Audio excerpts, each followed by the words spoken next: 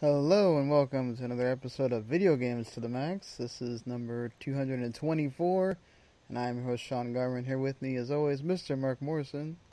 Howdy. And back with us again, Mr. Jens Dietrich. Ahoy hoy. Well, guys, it's another week, and another week where some states have already started to open. So, and Jens has already been dealing with it for a while, so... Well, how are you? most restaurants still it seems to be a slow rollout, at least in the city. I don't know what the rest of the state is doing. I honestly have been so away I still haven't left the house, so I haven't taken any advantage of whatever reopenings there have been. I'm sitting this out as long as I can. I like how Georgia opened up all the places that you think don't need to be open right now, and then every other state goes, yep, we're doing the opposite. Yeah, it's weird.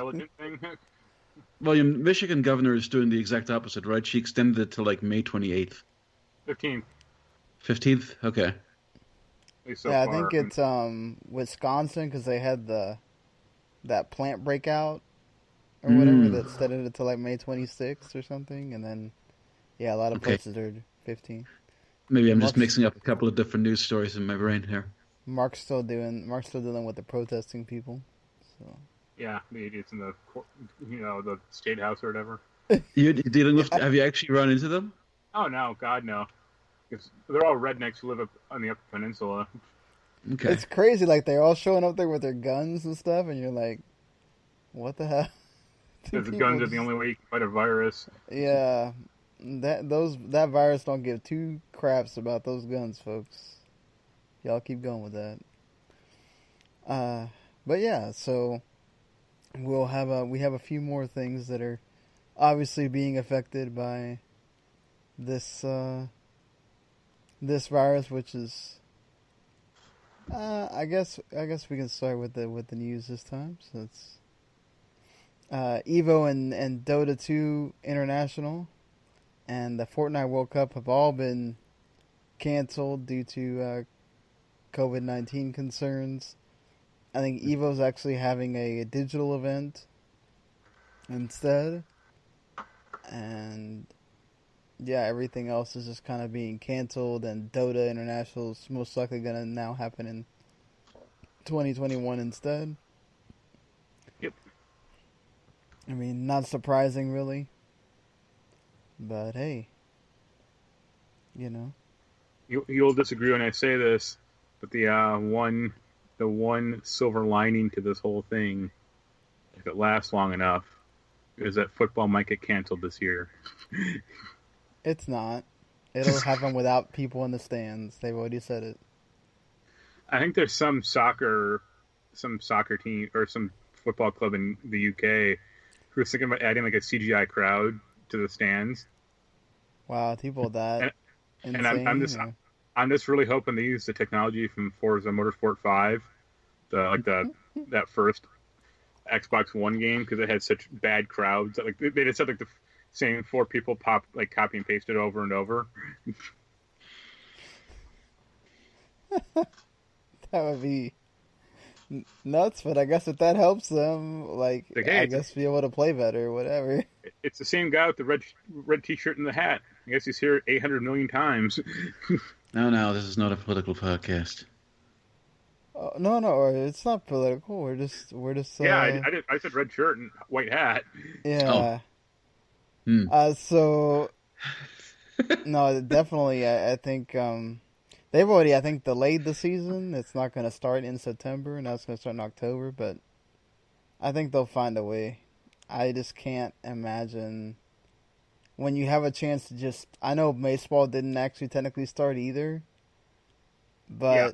When you have that much time to think about it, and you could much more simply just, you don't let anyone into the stadiums. Right. I think it's much easier to handle, but yeah. But hey, one thing that is happening, and it was it was announced today by Jeff Keighley, so we kind of found out what Jeff Keighley was really doing when he was saying no to E3. Is organizing this Summer Game Fest, which, if successful, honestly, I think it could go on to really just put a absolute pin in E3. Instead of go ahead. No, you talk about it first. Well, I was gonna say, like, if they're still since Gamescom is supposedly the end of it, which I don't really know if you're gonna have all these companies have things before then. What the heck are you showing at Gamescom? But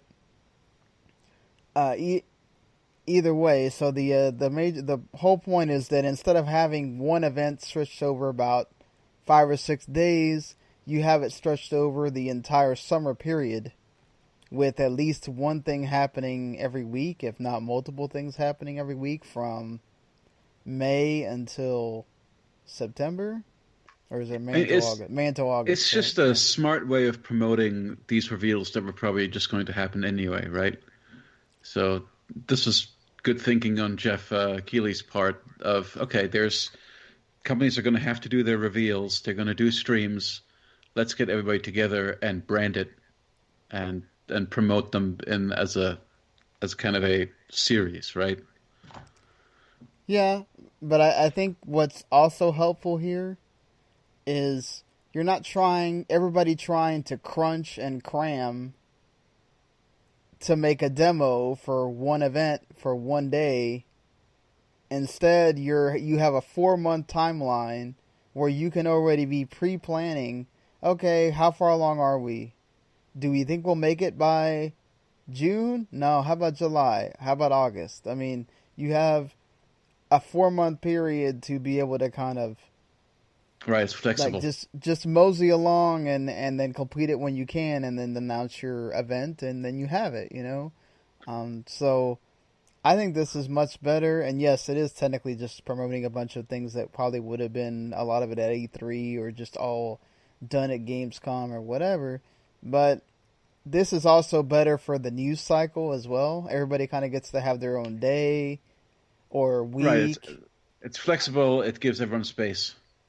Yeah, and it's also not killer on the press people as well. You're not having to like hunker down and be like, okay, we got to write about 20 million things in one day either. It's great for everybody. So I don't know. I mean, is it a bad thing? Is there a bad thing to this at all? I'm taking the it's a bad thing position. I don't need to have 4 fucking months of game news. I am. Hey, it might be hard on game journalists for the 1 week. I'm way more happy with that when my Twitter feed isn't going to be cluttered every announce day for the next 4 months about, hey, here's a new game from the Hotline Miami studio, or this indie game that probably would have been brushed over if it wasn't like good looking for E3. Like I don't need 4 months of this crap. Damn, that's you one just way to don't look like at it. Sounds like you just don't like the discourse. Yeah. I mean, to be fair, we're not talking about indie games. We're talking about the big publishers. Everybody basically except Nintendo. It's not enough. I don't think there's enough good games to even qualify that. First of all, considering how decentralized E3 is now. The thing that I would like to ask you both, because I'm really curious, and I'm trying to decide this for myself. Which would make you more likely to overlook a game? If it were spaced out like this and it could just trickle out any day, there could be like something that gets announced that you may or may not pay attention to, or it all being crammed together into a few days over the course of a big I think conference. It's easier to miss a game like for the regular E3 because it is so concentrated. Mm-hmm. But I think that that method leads to surprises. Like you can find. If you watch like an E3 game, wrap-up video or something, you can go, hey, this one game looked interesting. Let me go try to find out more about it.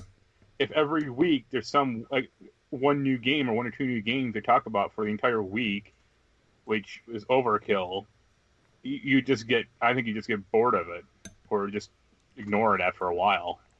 Yeah. I can see that to some degree. Okay, if we're going to take the game press side of it out, which that's partially what we are, which if I'm just a consumer, I enjoy E3 because you get to live in it for like that week, and then it's over, and you go back to normal life, and Well, I you mean, know, it's like the same thing as like the San Diego Comic Con. right. I mean, Jens, you don't care about that, about like the Marvel trailer or whatever, new Marvel trailer, but a lot of people do, and it's very comparable to that format. But those trailers also get a lot of attention just being kind of trickled out over social I media mean, yeah, over because here. like they are like a new Marvel game, But it's or a new because of Marvel that game comes event, out. though. A lot of it also is the fact that people are trying to hide in, like you're not supposed to show it, right? It's a hidden thing. It's like a big deal if you got to go and see it, and then when it gets finally leaked online, that's when everybody goes crazy because oh my god, I'm getting to see this thing I wasn't supposed to see, and Well, no, whatever. I mean my position Yeah, is like there's like let's say 2 or 3 Marvel movies per year. right, That's a far cry. Like you don't have you wouldn't have 4 months of new Marvel trailers. It's like, hey, right. here's the 48th trailer for Doctor Strange 2. It's like at a certain point, I don't care. So your argument, in a nutshell, Mark, is that it's just easier to generate hype with a conference. I mean, I think it's that. I think it's easier just in general to like view everything you would want. Like I don't need to be, blue balled for 4 months about, hey, I want to hear about this one game. Hey, that's going to be in the third week of August slot. Well, call me when that happens, I guess, or I'll probably just forget about it at that point. I don't necessarily think we're gonna. Okay, so my take on it is that I think this is better this way for the perspective of what we're seeing right now with Assassin's Creed Valhalla. I don't necessarily think we're going to see with every publisher that has one of these events. I think Assassin's Creed Valhalla is getting this because Ubisoft was already planning their own event. Microsoft might have, made a deal with them. Hey, we're going to be one of the first ones to do this summer gaming thing next week on May 8th.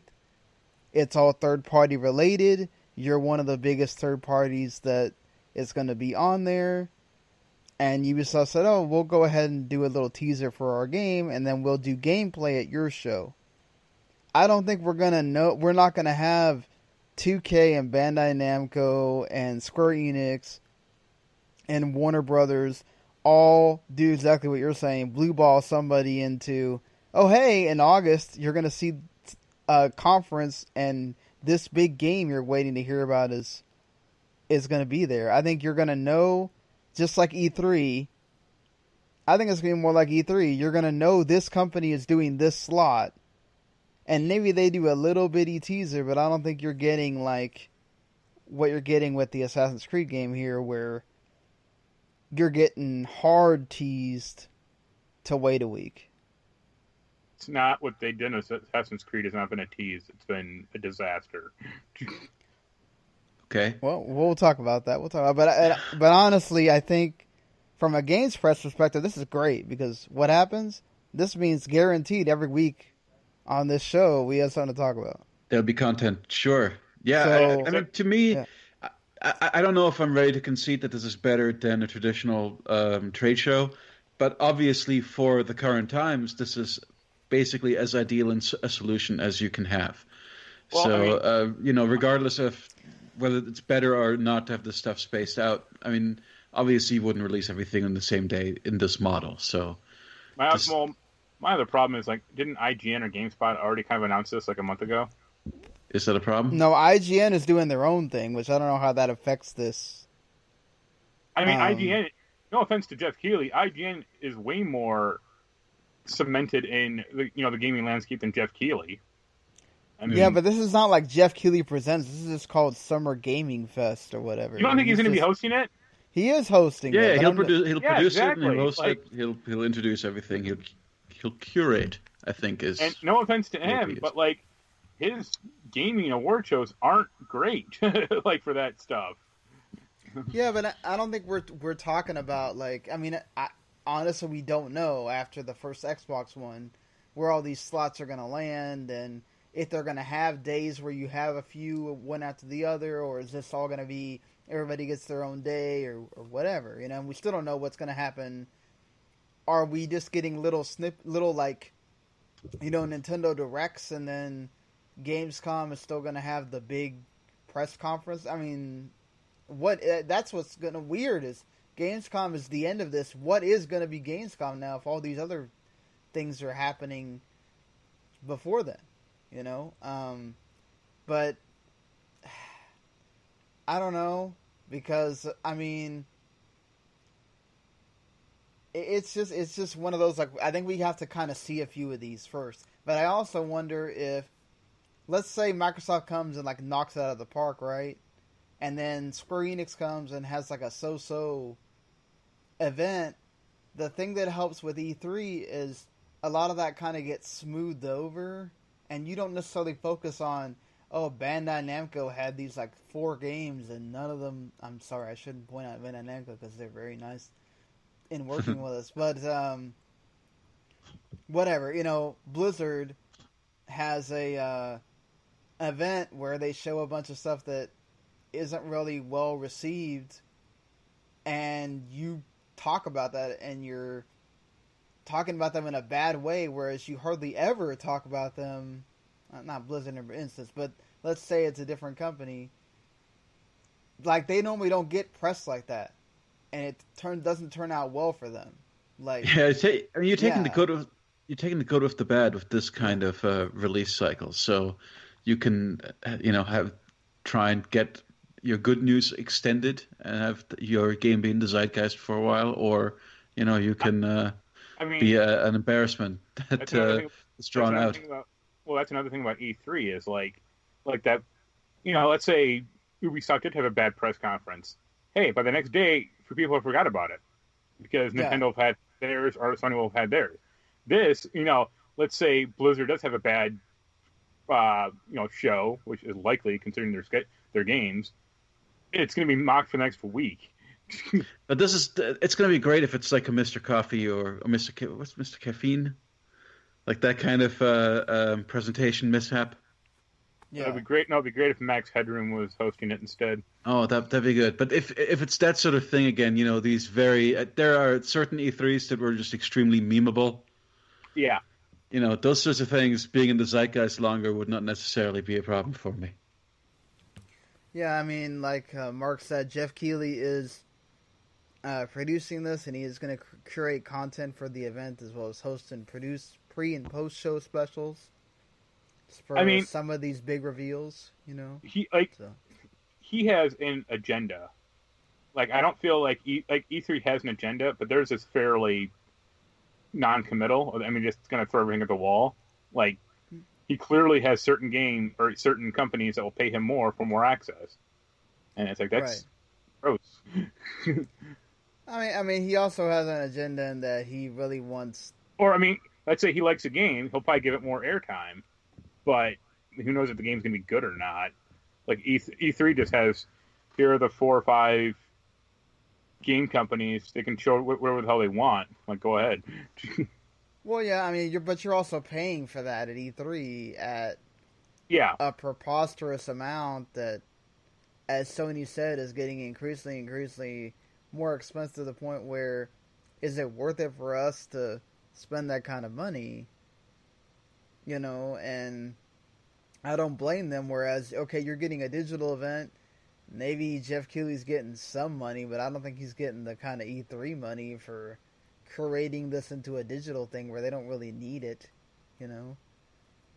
so yeah, I'm a little bit more curious about how this is going to go off, and how this is all going to be spaced out, and everything else, and if it works, and if you really do get people interested in it. But it's like, Microsoft doesn't really need to tie themselves to this. They could have just announced, we're doing a thing on May 8th.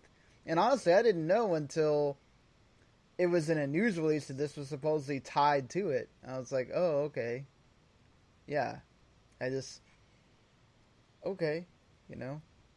I guess I'm sure he's going to have some kind of big banner at the beginning before each show like E3 does, and you'll know it's part of that. But yeah, I just wonder, I want to see how in your face that is, and how much we're gonna remember that it being Summer Game Fest, or how we're gonna remember each one of these companies just had their own like direct thing, you know. Speaking of that, something we talked about last show a little bit was the Last of Us 2 leak, and that we had thought that it was involving a Last of Us 2 like disgruntled employee and all of that. Well, apparently, even though there was some bogus report from somebody on Reddit about who it was from and what it entailed and everything, in a statement to GameIndustry.biz, Sony confirmed that they know who it is, but they're not allowed to divulge who it is due to legal ramifications and all that. And I mean, I guess it doesn't really matter. It never struck me as it never struck me as credible that this was a disgruntled employee. I mean, why would you ruin your life's work like this if you've put all this time and effort into a major AAA game? Not to mention, I mean, I feel like you could eventually find out who it is that way. Well, I mean, if he got laid off, and that's the reason to do it, I guess. But I mean, it never struck me as one guy either, because those videos had at least 2 different languages going on. Yeah. And so, yeah, like, I doubt one guy would have access to the English and I think the Spanish version of the game. Mm. I mean, it's probably like some dubbing house or something like that. Yeah. Yeah. That actually is not a bad theory. Because there's like one clip of like Ellie Ashley Johnson speaking, and there's like another clip of like Spanish Ashley Johnson speaking, or some actress dubbing over her voice or something. So it's like, all right, interesting. Well, it's just such a huge bummer for anyone involved in that game, and it vexes me because now there's just more of a risk of encountering spoilers about the game before it comes out. So it's just one more thing I need to mute and avoid. I can tell you what happens. It's definitely not fun.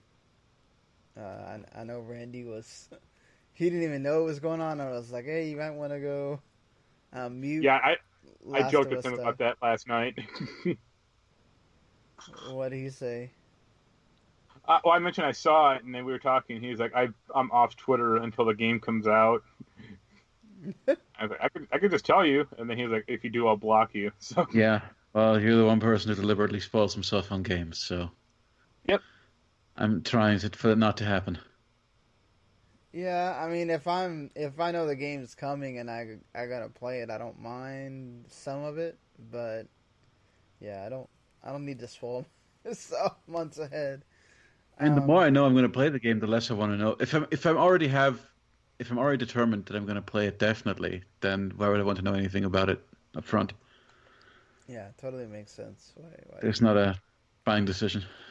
Yeah, especially when you're deciding to spend $60 on that game. It's like, man, I mean, I've seen some of the vitriol online about, oh, well, now I don't have to spend $60. Great, thanks for saving me the money, or I didn't like this, dumb. Or I didn't like that, and I'm just like, okay. I just hope they don't end up changing the story as a way of addressing the leak. That has always made things worse. I think Neil Druckmann also said, like, watch out, there's people just spreading rumors about what is in the story and what's not, and all that, and yeah, I see it every day as someone that has to be on Twitter, and it's just like, it's stupid. It's the people getting mad about, oh, well, now people getting upset about, the same crowd getting upset about the fact that there's a female Ivor in Assassin's Creed, it's like, really, folks? What? It's an option. Like, you don't have to... Are these the same people who complained that the feminazis made Tifa less sexy? Yeah, probably. It's the same people that are mad that, Ellie's lesbian and all that stuff. I mean, it's just like, it's everybody. The same people get mad about everything that has to do with something involving you know, And somehow it's all Brie Larson's fault. yeah, it's all Brie Larson's fault. So, uh, but yeah, hey, well, I don't think this is not gonna have any ramification on the game sales or whatever. I just love people that get upset about this and say, "Oh my God, all this stuff is gonna have ramification on the game sales." And the game comes out, sells all kinds of amounts of money, and they are proven completely wrong. So, Well, but you'll never be able to compare because you can't look into an alternate universe where the information did not leak. So it may sell fine, but you never know. It might have sold even better. I just don't think the casual people that are excited for this game, that aren't on gaming Twitter all the time, even know this happened. So, well, also something I should have mentioned when we were talking about delays, Wonderful 101's physical version has been delayed. I know you're upset, I'm sorry. Yes. The question is more, so they've promised Steam copies for everybody. I'm if hoping you're getting a physical copy, yeah. Yeah, so I don't makes really. I guess it'll be nice to have the Steam copy, but I'm trying to get the game on PS4. I guess. Well, I think the Switch version. I need to look into which version. But the point is, yeah, go on. No. But ultimately, I was going to say, ultimately, if I just give your Steam copy to me because you don't play PC games. Yeah, exactly. So yeah, I've got my email right here. Physical and digital editions. This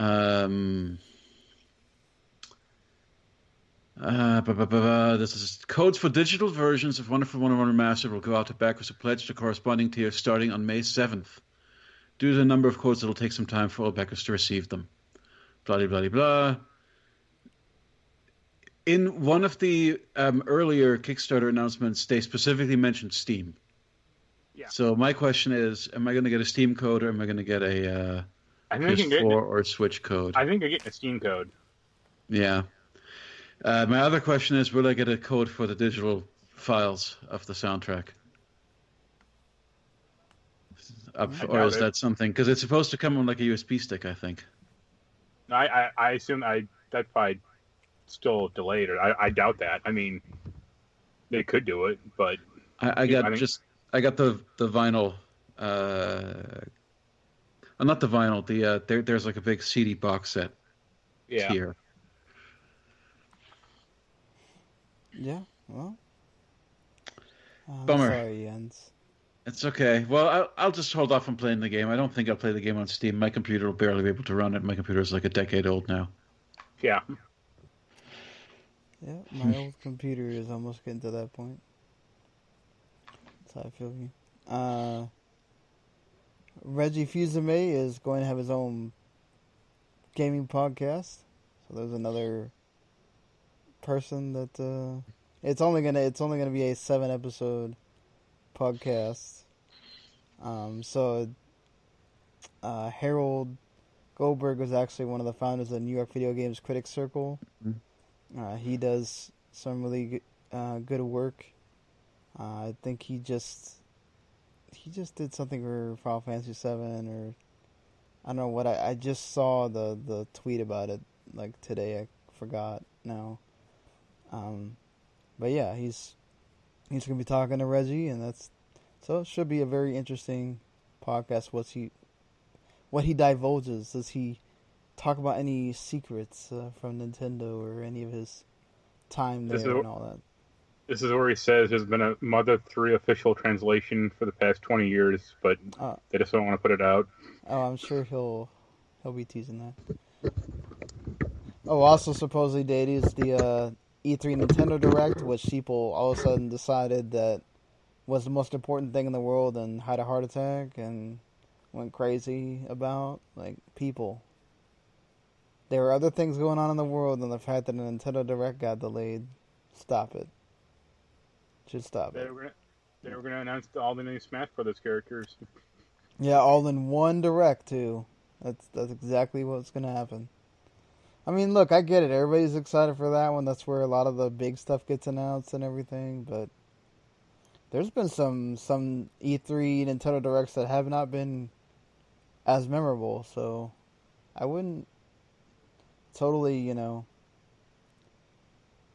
get all hyped and then maybe not, but I get it because past Xenoblade Chronicles Definitive, which comes out at the end of this month, we don't really know what's coming. So I get it. People were hyped. But, I actually don't think that Xenoblade game is going to come out, or like it'll be delayed. No, it'll come. Why? That was the only thing at that direct that had a definitive release date. I mean, I think it'll digitally show up, but I don't think physically will. Or if it does physically, it'll be so hard to find that like regular people won't even be able to see it at all. I mean, will it? We're talking about another almost month for these regulations to relax and everything else. I mean, have you gone into a gaming store lately, or like a store that sells games? It is barren on the shelves. Well, yeah. I mean, are you talking about going in a GameStop, or are you talking about going in a? I'm talking about like going to like a Walmart that sells games. All right, but that's probably because they're not restocking anything. I mean, yeah, it's going to take, it's going to take weeks or months for stock to get back up to speed. Probably months, honestly. And then, what's the point of selling Xenoblade if you can't find Switches in stock? But you're not just buying Xenoblade because you're going to buy a Switch. You're buying Xenoblade because you already own a Switch and you want to have the game. I mean, are we really saying that Xenoblade Definitive Edition is going to sell Switches now? I don't know. They're not Animal Crossing. I mean, it could, but like, I don't think we're talking about this. The reason why Animal Crossing got its own Switch and everything was because Nintendo was banking on Animal Crossing is going to sell Switches. Xenoblade is just Monolith Soft is their studio. It's their big game. It's another Wii U port, and the second one sold over 1 million copies and did well. I mean, so we're getting the first one really well remade, which I appreciate because it looks a hell of a lot better, and it looks awesome, and I'm excited to play it. But I do think that I think it's gone gold by this point, and they're just going to go ahead and put it out. I mean, they're not. I just don't think Nintendo is banking on. What the hell? Nintendo's banking on that game to be it has to sell this many copies by the beginning of June. Right, and presumably it's going to have legs. Yeah, I mean, and not to mention like JRPG fans, they are some of the most loyal people about buying games that they really want.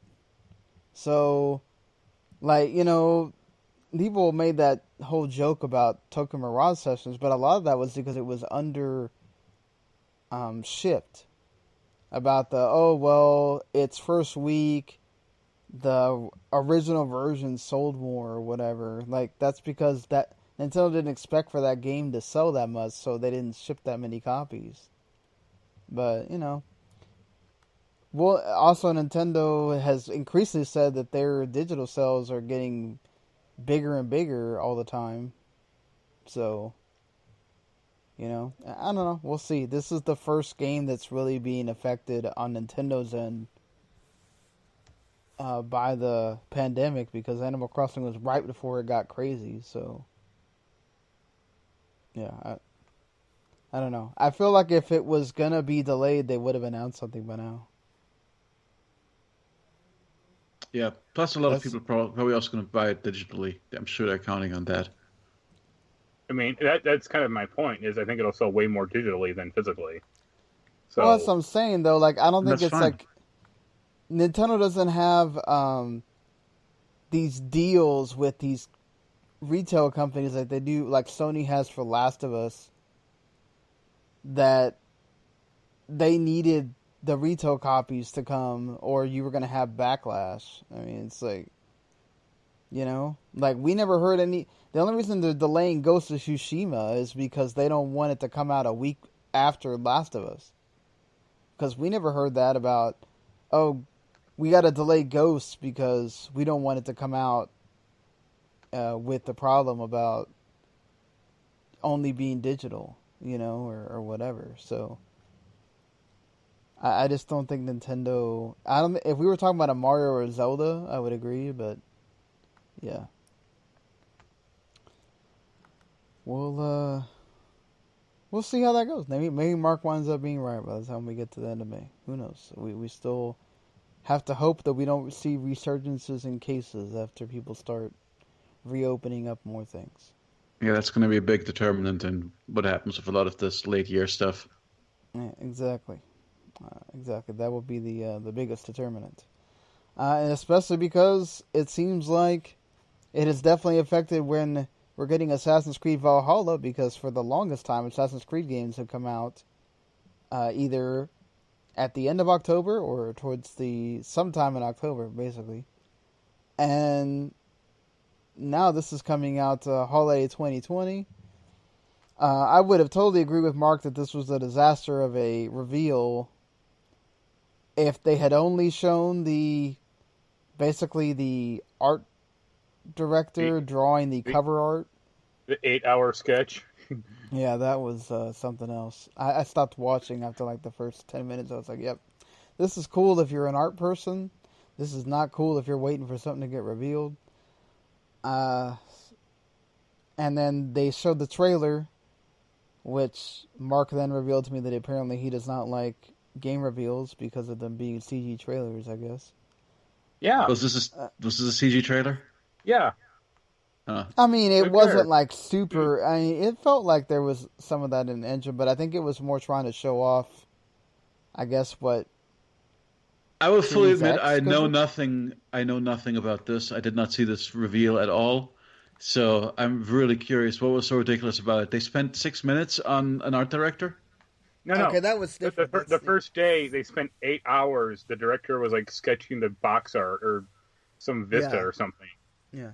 And the next day, they showed like I think a 4 or 6 minute trailer, like just CGI. It looked like the intro to the game almost. But I mean, cares? It's probably not. But well, I mean, it's just you can do anything in CGI. I want to see what the actual game looks like to play. Okay, to be fair, we found out pretty quickly after that's the reason why it was held off was for the Xbox event, the Xbox third-party event, which is a week from now, that's when we're going to get gameplay for that. Why not wait a week to show the trailer or to have that stupid art stream? Okay, the art stream, I completely agree. That was not great at all. But the trailer was great. I mean, like, you got. I don't know. There are plenty of people streaming themselves live painting or live drawing all the time. It's a genre of stream that some people like. I don't see why that's necessarily a bad thing. Obviously not for announcing a game, but if they just wanted to do an art stream as kind of part of a tie-in promotion, why not? Well, it's when Twitter is like, oh, they're revealing the new Assassin's Creed. Like, that was a trending topic, and you click on it, and it's just some dude at a sketch table. And it's like, what? Oh, okay, I guess they should have foreseen that people would react that way. But, in principle, that's not a bad idea. Okay, so let's get into what was actually shown in the cuts, the 4-minute CG trailer that Mark did not enjoy because it was CG. Mm-hmm. I think at this point we're not getting duped by what's being shown. I mean, graphics are improving leaps of, even more now with the Series X and PS5. I don't think that's the whole point of this. It's to kind of show you a cool way of what's expected in this game. So the main character, this is Assassin's Creed Vikings. It's now called Assassin's Creed Valhalla. It was rumored for a long time that it was basically about Vikings, and it's very much feels like the TV show that you may or may not have watched on History Channel or just the Viking lore in general. I love the fact that you had to have Cory Barlog respond to the idiots on Twitter that felt like they had to go and tell Ubisoft they were ripping off God of War. Well, like the main pose of that guy on the box art looks like Kratos. I don't care. It's stupid. Like, there has been Viking games and Viking media long before God of War decided to change its. Okay, aside from God of War and Lost Vikings, when has there been a popular Viking game? I'm not talking about game. I was talking about media. Like, if you're gonna say anything, God of War stole from the Vikings History Channel show. I mean, let's be honest here. Or they're just all drawing from the same general pool of fantasy aesthetics or Norse Greek mythology or Norse mythology. Yes, Greek, Roman, all the God of War. I guess they ran through the Greek gods. Yeah, and then exactly, right, but yeah. So I mean, that stuff's all public domain. I mean, you're telling me it's a muscular guy holding an axe on the cover. Yeah, no. Marvel owns Storm Loki. Okay. Yeah. Yeah. Right. Well, okay. That is to me all up for grabs. That sort of thing. Yeah. So let's looking at it. What I meant was, so this is much more like the Vikings of that show because you don't have the axe going back into the Ivor's hands like you do with Kratos. You throw it and that's it. Very much like the Viking show. So you're saying it's legally distinct. What are you saying? So you're saying it's legally distinct. Yes, legally distinct. Ivor is either going to be. It can be either a man or a woman. It doesn't seem like it's. It's nothing like the two different ones you saw in Odyssey, where you had Cassandra and I don't even know who the other guy's name was. Alexei. It seems like it's just you're going to have a lot more creative freedom on the customization part. Like there's going to be customized gear, a lot more customizing of how they look. Customizing is the whole point of this game, seems like, because you're going to have a whole camp and everything that you can customize. And based on how you customize it, also can determine things in the game as well. So, because depending on, what kind of raids you go on or side quests you go on, presumably will depend on the loot that you get back, and I guess who decides to attack your town or your whatever your settlement. So that's cool. It does give me, because it's made by the same team that made Black Flag, so it gave me a lot of Black Flag vibes watching this. Also, you have the Norse, the Viking ships, which are going to play a big role in this as well. You're going to be doing raids, getting to the different parts of 9th century England with those ships. So, which look great. I thought it was 12th century, but I might be wrong. Whatever. I'm reading 9th century here. Okay. Maybe you're right. Maybe I saw like an earlier copy or something. So basically, like at the beginning, it's showing you the King of England at that point is narrating that the Vikings are taking over lands that they will not defend and they will not care about, and we're gonna basically go at them with war. And yeah, basically you're the Vikings and you're going against the Wessex and all the other those early century English towns you're basically trying to take over. And yeah, I mean it seems pretty awesome. It's going to be interesting what they reveal with the gameplay next week.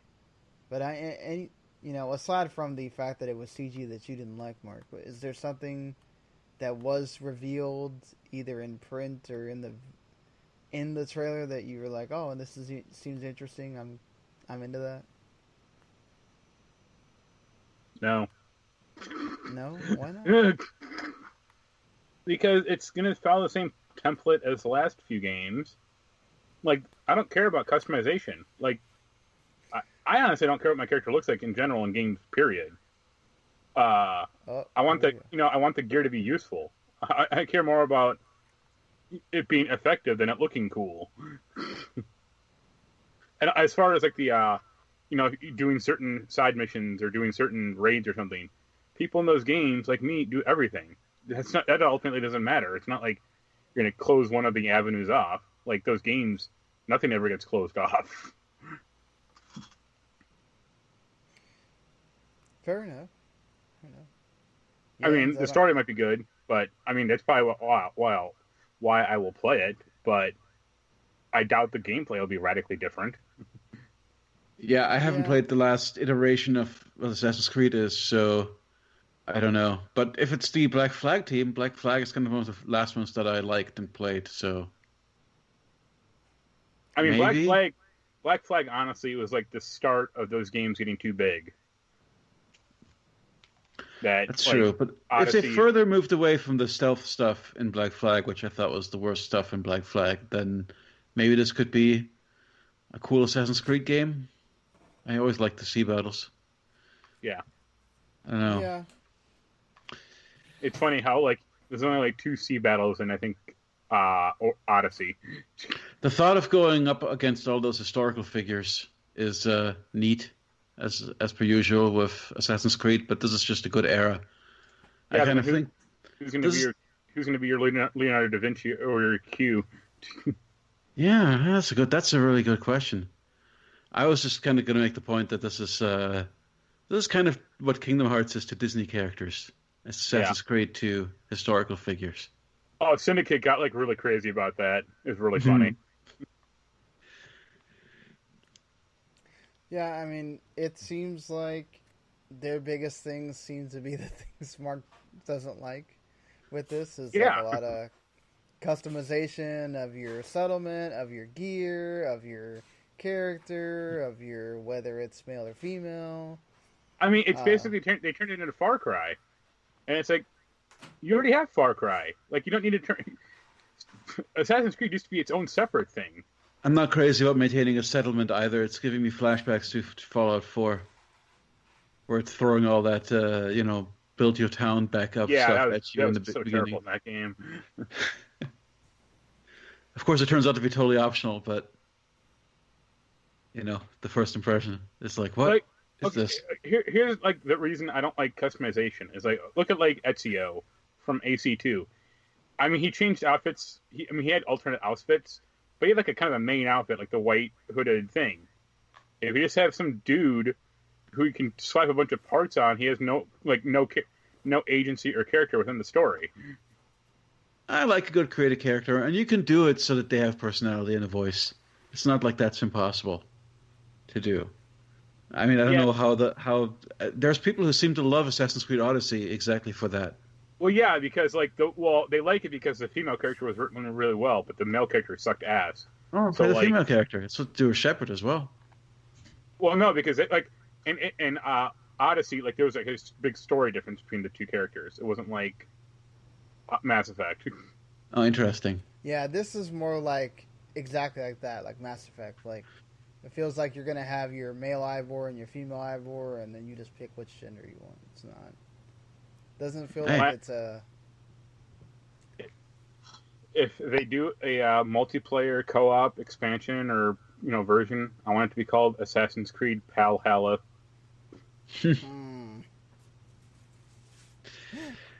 That's the only way. Also, like, isn't Watch Dogs Legion supposed to be out? Like, no, they delayed that thing. Well, I know, but like, to either later in 2020 or I guess now it could even be 2021. Who cares?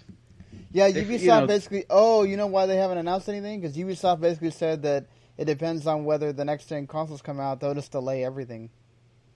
Yeah, it's a good philosophy. Ubisoft releases whenever they want. Yeah, I think the only thing, because this is cross-gen. I mean, the other game's also cross-gen, but I feel like I think they think that as long as we have an Assassin's Creed game, the other stuff, we don't really need to have any kind of window. they said that, but like Watch Dogs was supposed to be like the counterpoint to Assassin's Creed. Like they were supposed to release basically on alternating year schedules, but they fucked it all up. So Yeah. Well, I mean, I think also they're still, as far as we know, they haven't announced any kind of delay to their digital event, so they may also be kind of waiting to have their own event to reveal those kinds of things, you know. Last thing I think on this that we haven't discussed is in the trailer, there's a notion of the assassin being there, or what looks like the assassin, and then Ivor kind of sees it and says, "Oh, Odin's here. We're gonna do awesome." And that's all of a sudden when he starts like doing badly, and then also apparently Ivor has a bird animal with him as well for this, but yeah, I mean, so yeah. Like you were mocked, or you made a comment about like you throw the axe and it doesn't come back to you, like unlike the God of War games. It's like Odyssey and Origins, you basically gain like superpowers in those games. So I wouldn't put it past him at a certain point. You get some like magnetic glove, and it's like, oh, you can throw the axe and activate your glove, and it comes back to you, or some bullshit like that.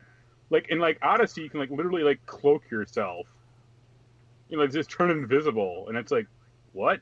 Like, well, that would not be historically accurate. Don't these games strive for historical accuracy outside of all the crazy alien forerunner stuff? Things, yeah, but Egyptians not all. have a personal cloaking device, or the Greeks, I should say. Like, I don't think so. Like, that's real, isn't it? Yeah, but only certain Greeks. Well, the Egyptians were touched by ancient aliens. We know this. They also have a Stargate underneath the temple. That's exactly what I'm talking about. So, like, these games, like, I mean, even the earlier games, they weren't, like, completely realistic, but they at least kind of tried to play in reality. But the last two games, you gain, like, superpowers. And this is crazy. Like, I mean, if you're going to get into, like, being an RPG and have a gear that levels up and like you gain powers and stuff like that, eventually it's kind of going to go into that realm. I mean, you're going to run out of crap to. I mean, I think in Odyssey you were like literally fighting like a legendary boar that was like farting clouds around it that could poison you. Well, that's the old kind of contrived thing of, or the argument between, you know, is this historical or fantasy? Well. You know, well, who's the superhero character? Oh, that's not a superhero. That's just a level 99. Yeah. So you're always going to have that suspension of disbelief, I think, once you just become basically superhuman in the game. You just kind of accept it and enjoy the power fantasy. Of course, some games will never let you get to that point, but... Oh, yeah, and also... It's kind of neat that... Yeah. I was going to say, also in Assassin's Creed Odyssey, you could teleport around like Noctis from Final Fantasy 15. Huh. By throwing your spear. Do you have to like throw your weapons away for them to recharge? No, they recharge just by you killing people. Okay, well that's better than Final Fantasy 15 then. Oh, I mean, we also have seen like Ubisoft take that, like, what they really care about is having the world sort of be authentic, and then whatever you do in the game necessarily isn't always that way, because they have their own educational part that they release later that is more authentic in that way. So yeah, but that's just like a guided tour of like, oh, this Viking landmark is, we modeled it how it would have looked back in the day. I mean, that's still cool though. I mean, they don't necessarily have to do all that, and it's nice that they do. I did appreciate that part at the end where the big hulking knight is coming in. It looks like he's about to just whoop Ivor, and then at the last minute, the what is that? The assassin blade or the hidden blade? Like he uses it and kills him. So that's neat. They did allude to, like I said, with the assassin, is that Norse mythology is going to play a role, but they don't want to discuss about how much it's going to play a role in this, because I guess that's going to be revealed later. No, they did the same thing with Odyssey. Like, he fought like certain Greek monsters, like the Medusa or like a centaur or something like that. Yeah. Those games got weird. And there's obviously 3 different versions, like we see with most games now. The base game, the season pass, and the ultimate pack. Each one, includes more things than the other. So, there's also a collector's edition that includes a Ivor and her longship 30-centimeter replica,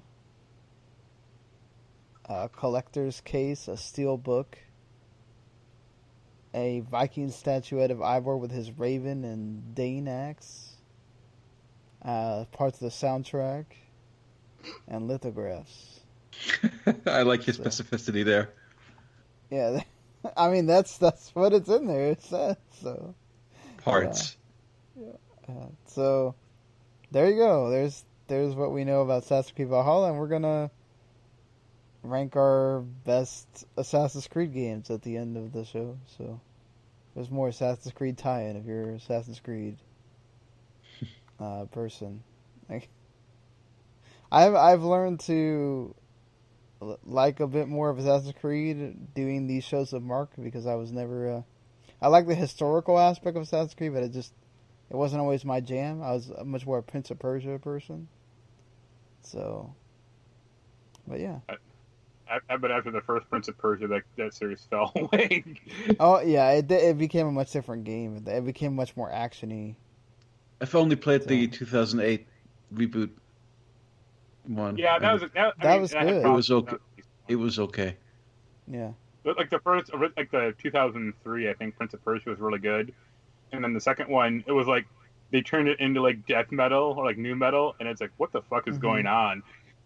Was that like two swords or something like that? Yeah, and the third, they tried to split the difference, but by like having them like transform between forms, and it's like, nope, you already lost me. Sorry. Yeah, it went like totally south by then. And Gearbox, is this the same Gearbox? Yeah. Gearbox is working on a TV show based on the tactical shooter series Brothers in Arms, with Scott Rosenbaum on board as the showrunner and executive producer. I don't buy it. No, not going to happen. Not going to happen. Like, for one thing, like Brothers in Arms doesn't have fans, but it doesn't have like a strong enough identity. And the last Brothers in Arms game was like 15 years ago, I think, or at least 10. I guess they're trying to capitalize on all the war movie stuff that's come out recently. So. I guess it's just so similar to Band of Brothers in concept and aesthetic, or potentially at least, that, even though it's different stories, I mean, it could be good. It could be another Band of Brothers, if it ever happens, which it won't. Yeah, I guess the last Brothers in Arms games was 2014. If this were based on Furious 5, then I might be more interested. But they haven't even gotten Furious 5 out. Or was it? That was the title, right? That was their Inglourious Bastards inspired Furious 4. Game. Furious 4. Sorry, one too many. And that got canceled, yeah. I'm looking at Scott Rosenbaum, the producer of this show. Scott Rosenbaum is also known for Chuck, Queen of the South, The Shield, and V. I've heard of 2 totally of those. Down with 3 of those shows. So. Yeah. Which 3? You'll just have to guess. But it's a good pedigree. I mean, sure, until you realize that Randy Pitchford is going to be involved somehow. So that's the thing that makes me think it's just bullshit. Yeah. But this producer is a legitimate producer. I mean, they've mentioned that. I think they said at least at one point they were going to try to do a Borderlands movie, and it's like, yeah, that really happened. Right, but we also were pretty close to a BioShock movie by Gore Verbinski if you could only have gotten the money for it. So there's like a lot of things that are a real project that get close to being made. Right. I'm so excited for that Halo TV show, actually. Is that still happening? Yeah, I mean, Yes. actually, they've been filming it. Like, it's... Huh. And the guy they got to be Master Chief is really good, I think, so... Yes, I'm excited for that It, too. Just being. did you say Matt Reeve? No. Oh, sorry. I thought No, I I heard you. said the guy that got to be Master Chief. Oh, Master Chief. Sorry, I thought you were talking about the director of the Batman. No.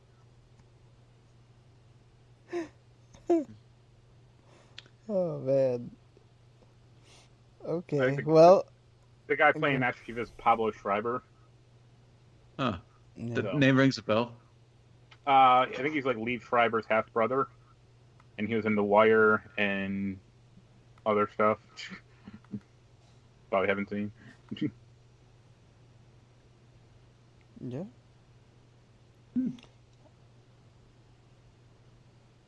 Well, also since we're on the movie,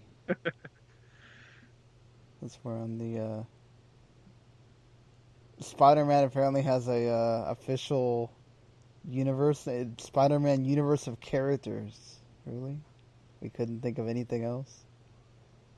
I have the Spiderweb of characters. Sony Pictures universe Spiderweb of Marvel movies. characters. That's what it's called. Oh, they've kind of formalized what's theirs. I And how it's guess. all connected. Especially now with this multiverse Doctor Strange coming that Sam Raimi is directing. Yeah. I could see them doing things that could set up a live-action type Spider-Verse movie.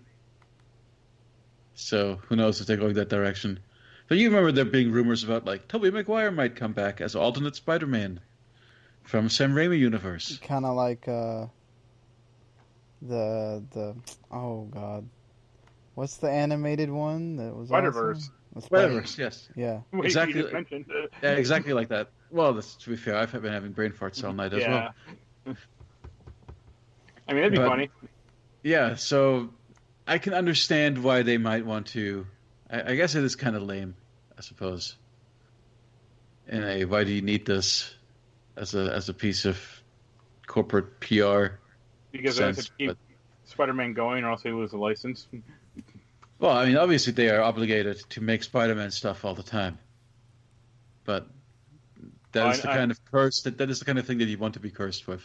I know you're going to be buying front and center day one the Morbius ticket starring Jared Leto.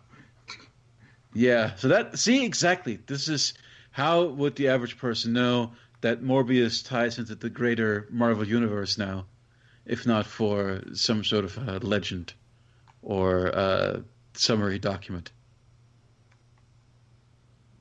Yep. They'll let you know. Or that Carnage movie with Woody Harrelson. Is that a thing? Oh yeah, they already named it too. It's like, I forget. It's like Enter the Carnage or Let There Be Carnage. There you go. Yeah, Let There Be Carnage. Yeah. That's not a terrible title. No, yeah. There's been worse things. Really quick, I guess let's throw it at. What do you think of the Regal and AMC refusing to play Universal movies because They will instantly fold once movie theaters back open. Oh, I don't know. Universal is not such a huge part of the global box office. Fast usually and have- Furious and Yeah, I was gonna say. Jurassic you've got Park that. and Okay, I'm not saying they don't have their big franchises.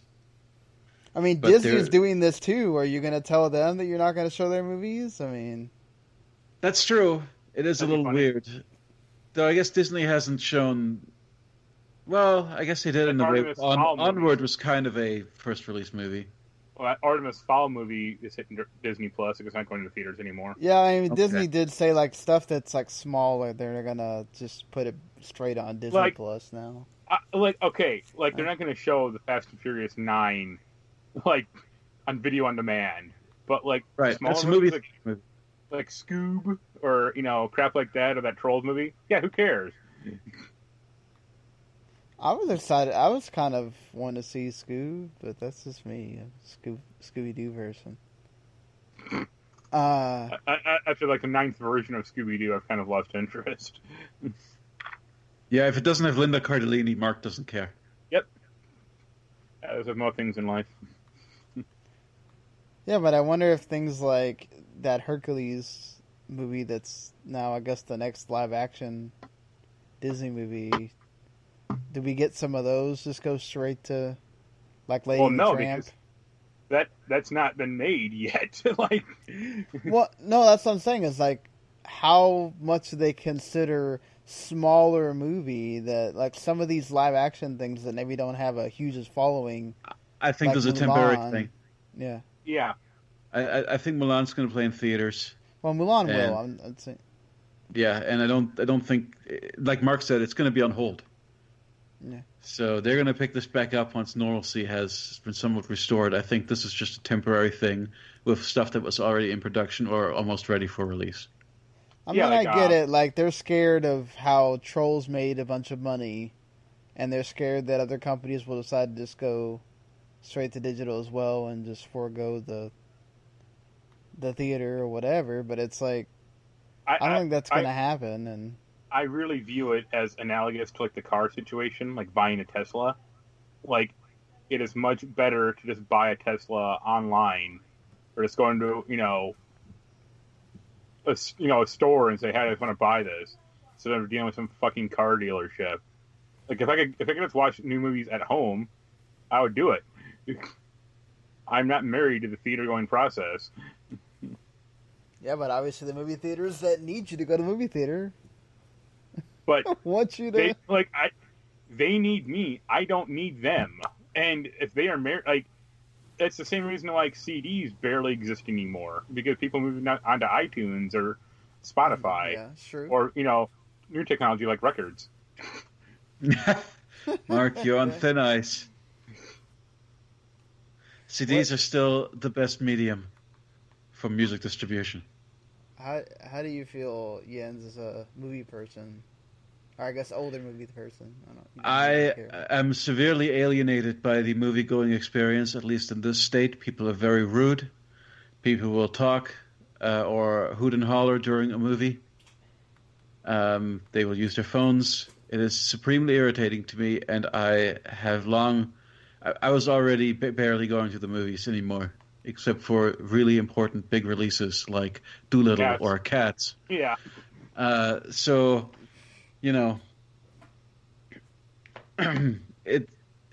the funny thing is that I've seen I haven't seen the Ben Affleck sad sports movie yet, because I don't really care about sad sports. But I've seen practically, other than that one, I've seen all the new release movies that went to demand, and I would have never seen them first run if it wasn't for the fact that they were available this way. Like, I wouldn't have seen The Invisible Man or Trolls or Emma or any of those movies. Call of the Wild, I wouldn't have seen Call of the Wild in the movie theater. But, you watch it at home, and it's like, yeah. It's This is funny. good. It's, like, the theaters up here are perfectly fine. Like, most people are respectful. They might hear a phone go off like very occasionally, but I mean, that's fine. Like, but I just don't like going to theater in general. Like, it doesn't really matter to me, like, if it's comfortable or not. I used to love going back in the, the days when... Well, when let's people, be honest. there was Movie some forum. theaters are bloatedly expensive. Well, one by me is pretty cheap, but okay, that's you. Most people, you have to pay anywhere from 10 to more, and if you buy anything, which I at least have to buy a drink, I can't sit there for 2-3 hours without drinking something. Like, so, and if you go with anybody else, like, I go with a girlfriend or whatever, it's even more expensive. Or go with, my daughter, which I would have definitely seen Trolls in the theater had it gone to the theater. But it's like, it's just one of these where I don't think that that's bad, what Disney's doing, what Universal's doing. If NBC's Peacock thing takes off, would they consider, doing something like that? Like, I get it that AMC is close to bankruptcy, and they're also aren't they run by like a Chinese conglomerate as well? Like, so they probably see it as an attack on their business, and I get it, but I think it's also short-sighted and stupid. I think you need to, if everybody else is having to deal with the digital times, movie theaters have to deal with it too. It's just the way of the world at this point. Yep. Yeah. So before we get into the Jens has gotten much farther about Final Fantasy. I kind of talked some about having finished it the other day. Yeah, I finished it. It's over. Oh, you finished it? Okay. So Yep. let me get your thoughts here in a second. So there was some news bits involving Final Fantasy this week, mainly about due to more people have gotten to the ending, and the Ultimania book released. And so now talk started about, well, what's Remake Part 2 going to be like? Does the ending mean that they're just going to do whatever the heck they want? Or does it mean that people are making too much about that? And both Nomura and Gatase have come out to say that we're not drastically changing the story and making it into something completely different than the original. Even though it's a remake, please assume that FF7 will still be FF7 as usual. Yeah, I fully expect it to just continue the way that it did in the first Final Fantasy VII Remake, which is that the Whisper stuff is just kind of shoehorned into key moments of Final Fantasy where you need something logistically to happen a certain way that doesn't make as much sense when it has left the 2D space of the original game. How do we solve this? Oh, we'll have the Whispers show up and block them from passing here or interfering in this thing that's happening in this cutscene. So I was actually not a huge fan of that stuff. The finale is very interesting. I think we should save that for once Mark finishes the game and Mark we do our spoiler. Care. All right, then we need to do our spoiler cast. Yes, we do. We're gonna have Randy on as well for that. Yeah, we definitely need Randy. I want Randy. Randy's a big defender of the Whispers thing, and he apparently has a detailed, theory. He has a fully worked out. Here's exactly what everything means, and what does it foretell for the future. I personally was a little bit confused.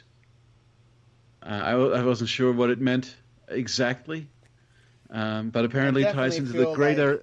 Sephiroth is, there's something going on with Sephiroth. Like, I don't think that's. I mean, yeah. Sephiroth. Okay, you think did Sephiroth find Chrono's time ship from Chrono Trigger and he's not fucking with the timeline? Man, I definitely feel like there's something wrong. That is a complete foreshadow of the ending.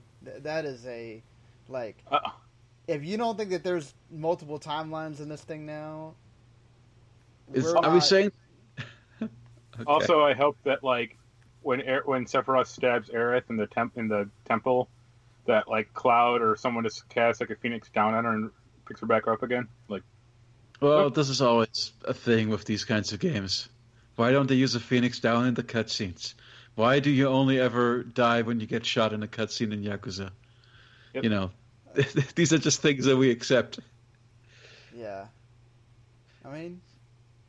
Mark, you were complaining to me about the fact that Cloud does some sweet ass shit in the cutscenes for this, and it reminded me.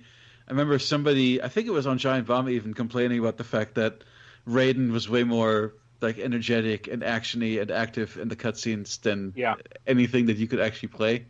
Yep. Whenever it went to cutscene mode, it's now he's a super agile ninja. I mean.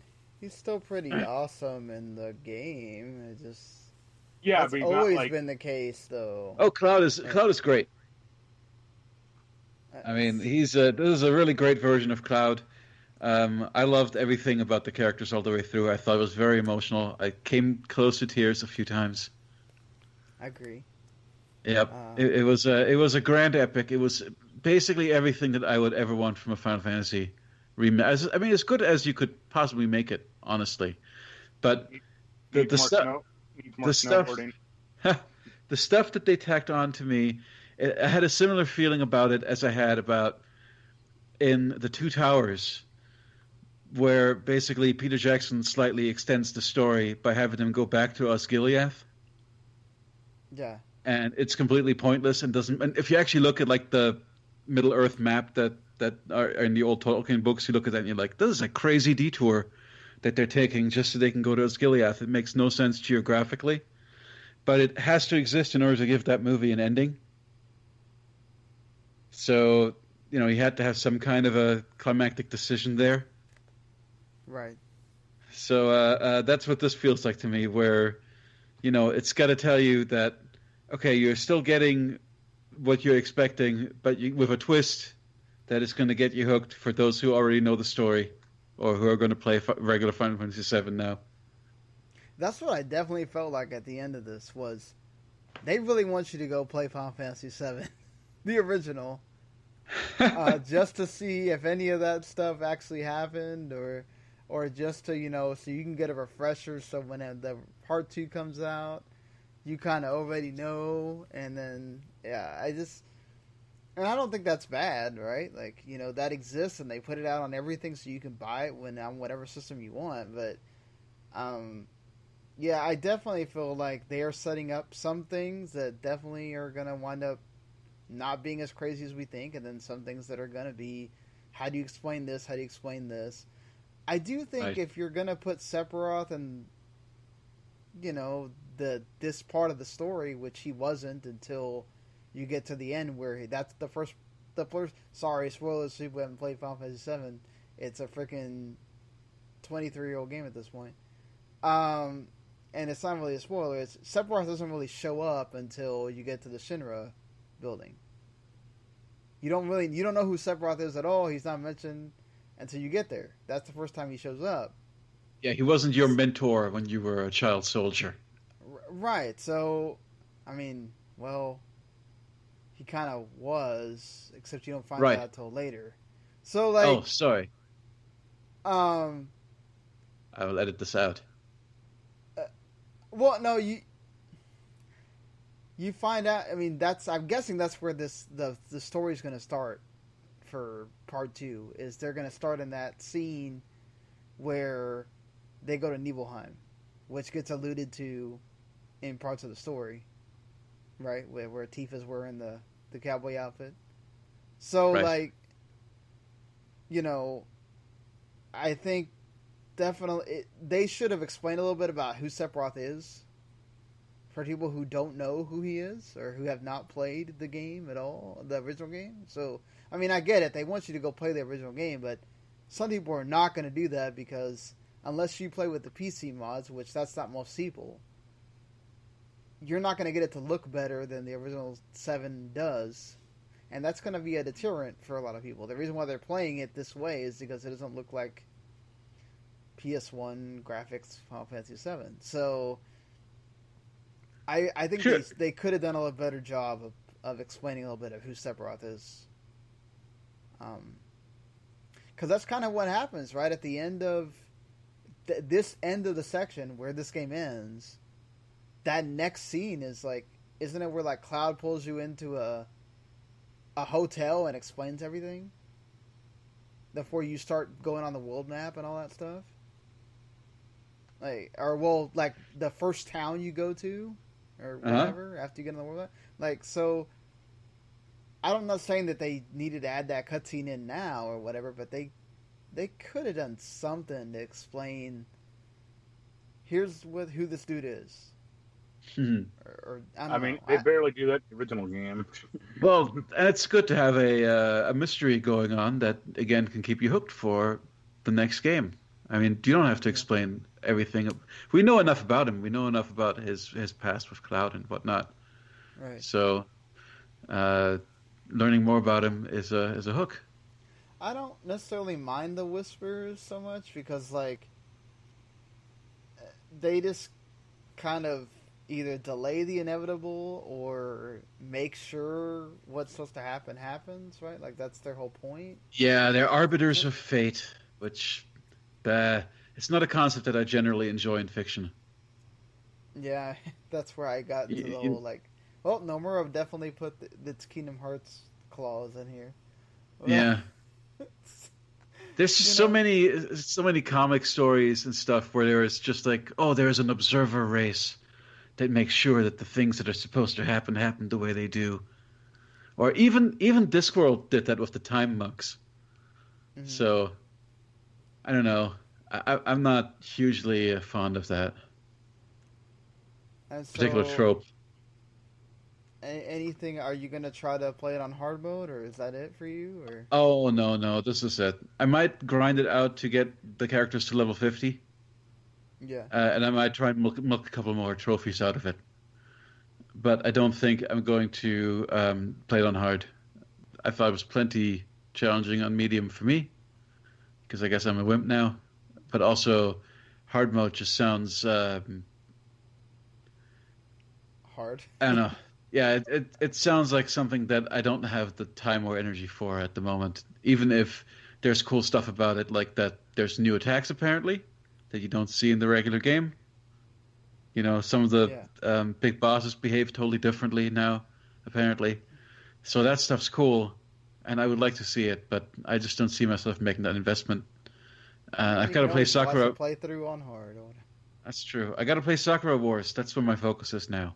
Oh, you Oh, gotta yeah, tell me how that is. Yeah, the funny thing about that game is that game it's like a Persona where it takes a very long time to get to any gameplay which isn't just walking around a school and talking to people. So, Right, it's like a visual novel the first hour and a half, right? yeah, so even though I'm a couple of hours in, I've barely done any robot fighting. So, I'm gonna save my impressions for next time. The one thing I will say is that Koei Tanaka's music is unbelievably good. And a contender for best of the year for me when we get to best video game soundtracks of the year. Yeah, definitely. There's going to be some contenders for that, and we still haven't gotten to some of the other big releases. So Yep. But I have no words on the. Well, I mean, I've got a little bit on the gameplay, but just tutorial stuff. So I don't really have a good impression on it yet. It is weird to play it as an action game. I know, but we'll get to that next time. I haven't. Mark, go ahead and talk about your time with XCOM Chimera Squad. I'm actually kind of the same way. I've only played the tutorial. Okay. Yeah, I mean, it is. You can kind of breach, like you kind of select points where you can enter like, to do missions at, and that's about the only change I've noticed. Like, I mean, you have like different abilities, but yeah, it's more XCOM. It does seem a lot smaller in scope, though. Like production value, like there's no like cutscenes. There's all like animated cutscenes, and I'm like, yep. Well, definitely makes sense why it's like on sale for $10 right now. Yeah. I mean, is it the same assets? No, like it's new map. Like, well, you're playing like different soldiers. It's like a continuation of XCOM 2. Like new maps, new abilities, stuff like that. But I mean, so it's just like what we used to have on expansion of XCOM. Yeah, I mean, it's like, yeah, like, I think we talked about it. It's like Far Cry 3 Blood Dragon. Right.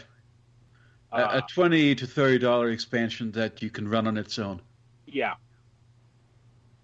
Or like Wolf. We were talking about last week or the last podcast, like the Wolfenstein Youngblood thing. Yeah, Youngblood's kind of that's different enough to be its own game. It doesn't play. I mean, it still plays in certain ways like a Wolfenstein, but the co-op mechanics and the level design are quite different. Yeah. Yeah. And I mean having co-op mechanics at all. But yeah, I mean, I'll focus more on that when I play more. How of it. far did you get any further in Final Fantasy VII, Mark, or are you still? I'm in like chapter 12. I think I just hit the train graveyard. Okay, yeah. Yeah, people used to complain about the train graveyard in Final Fantasy VII. I thought this was a really spooky, really beautiful sequence. I complained about it also because I thought, in the old game, it was very hard to differentiate what you could like move around or like what you could like interact with compared to like what was just background imagery. Like there was like one or two trains where it was like very obviously like you could push this train because it looks so much different than the other ones, but it was still kind of challenging. I thought. Yeah, I like how they kept most of that in there, but they also added like some few different wrinkles to it, and of course having a party helps a lot because you're only Cloud in the original train graveyard. So really, okay. You haven't got. I'm sorry, I spoiled it for you. What? No, that's okay. Mark doesn't care about being spoiled. Yeah, The fact that you're not by yourself. Wait, no, you're already in the train graveyard. You said. yeah. You have Aerith and Tifa with you. Yeah, yeah, Yeah, in the original, you just have Cloud, right? No, I yeah. thought you at least had Aerith. No, I thought that he gets off the train and he's by himself, and then Oh, maybe. and he gets to the. It's been too long. Maybe not. Yeah, yeah, it's been too long. It's been 15 or 20 years since I played that game. So I mean, hell, you Yeah. could be right. I don't know.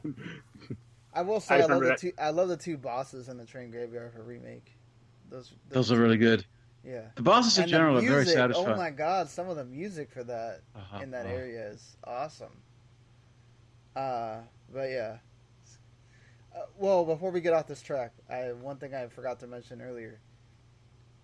I know Mark made the joke. He's made the joke several times about, well, 2024 is when we're going to get part 2, but both Nomura and Gatase are also on record saying that, well, Nomura, I think, more than Gatase is saying that there were rumors or ideas of it's supposed to be a trilogy, very much like the first game, of having 3 discs, but that there's also talk of, more like they don't really know what the heck the schedule is, but that there's also talk of perhaps if they can release it in shorter chunks, the game can come out faster, or you can have whatever the next part is faster. I mean, what is an acceptable smallish chunk, and are we talking about $20-$30 at that point, or? I have a feeling this game is going to be like Star Citizen. Well, just never end. That's a very. That's But there's a very actual morbid look on it, but it's very unfair. what do you think, Jens? Like, what would I don't know. Like- I would have liked it to be a trilogy with 3 substantial games. It being broken up into smaller chunks, I don't know. Could be fine as well. I would want it to be all packaged up in a big thing at the end, though. I think like I've always said, the narrative problem. Well, Final Fantasy VII, the original game, like the first 2 discs were the important discs. The third disc didn't have shit on it except for like the ending. Like it was pretty much like a mere copy of disc 2. Had to fit those extra detailed character models on there and stuff. Well, I mean, you hit I think they took out a lot of the story elements of Final Fantasy or the disc 2, but yeah, like the problem is like what do you think is the natural stopping point for like the Final Fantasy 7 2? Like when Aerith dies? It would. I mean, that would have to be towards the end somewhere. Why? I mean, Final Fantasy 7, like she dies pretty early on in the game. Yeah, but clearly they've greatly expanded Aerith's role in the story. Like it's like I mean, her. I could definitely see where they sort of delay it. Where like they make you wait at least. I definitely don't think we're gonna see it in part 2. I think they definitely make it. I could see it being the ending to part 2. Yeah, that's what I mean. As well. But also, like, so much of that game after the fact is like Cloud wanting to get revenge on Sephiroth, and Sure. so like, doesn't that kind of decrease that story impact as well? And it's fine for Cloud to be on a revenge trip for one game in the trilogy. Yeah. Yeah. I don't see how that's a problem. I could see something like Golden Saucer could be its own thing. But I mean, how much would you pay for that? I mean, the thing is, Square will make it $30 when it really should be $20. Like, there's no way that. I still feel like that Kingdom Hearts thing was a ripoff, and I will not buy it. Mm-hmm. The remind 3 hours of half of its cutscenes you've already seen, and oh wow, I got to play with Kairi finally in a part that doesn't really matter, and then what an ending! And well, that was my joke to you when you brought this up to me on Facebook. Was wait for Final Fantasy VII Part 14, where it's the Costa del Sol expansion or something. It's like no. Yeah, I mean, if like you're gonna include some of the like those, like let's I I just don't know. Like, I don't know how you could really do that unless you're gonna. You'd really, if you start slicing and dicing that game even more. Yeah, I think people are going to be more disappointed by the fact that you're slicing and dicing that game more than just making them wait 2 or 3 years for the next installment. Well, which I think they're definitely going to take less time because you got to remember that they had to completely scrap whatever they were doing from 2015 to 2017. Yeah, so the that was CyberConnect 2 years version. that was wasted. Yeah, when CyberConnect was doing it, and thank God because then it would have wound up like Dragon Ball Z Kakarot. So like, I'm not saying everything CyberConnect 2's ever done is bad, but I mean, look at most of the stuff they've ever done. I can make that point. Asura's Wrath. One game out of 200 is not a great batting average. But it's one of the greatest games of all time. It's also barely a game. No, that is absolutely wrong. Next you'll be telling me that Rebel Assault is barely a game. I haven't played it. Also, it's a 30-year-old Star Wars game, so... Yeah, I mean, I guess my point is, like, I don't think they're going to take 5 years to make the next one. It's just, like, you know... I think people are willing to wait a couple of years, but I think if we're talking about it's going to blow up, do they slice something to give people something, you know? Well, here's an interesting question. I mean, they just announced that Resident Evil 4 remake, a week or two ago. Which do you think comes out first? Like Resident Evil 4 remake or Final Fantasy 7-2? The way Capcom's been putting that stuff out, I would say Resident Evil 4, or maybe in the same year again. You can't say that because like Resident Evil 2 and 3 were supposed to be one game. So like that's like, yeah, of course Resident Evil 3 came out like only a year later because it was already pretty much done, or most of it was probably being finished. Like, who knows how long it will take them to actually make Resident Evil 4? But we don't really know how long they've been developing that game. They just say that. Sure, but I mean, they could say the same thing about Final Fantasy 7 too. Like they could be working on that thing for the past 3 years. Who knows? Well, they said what? I think like right after they revealed. I feel like after the E3 reveal, they said they were already working on part 2. Well, yeah. Yeah. So, I mean, they didn't take when the first game released. It's not they took a month off vacation. They're still probably chained to their desk, cranking out, the remake version of Calm.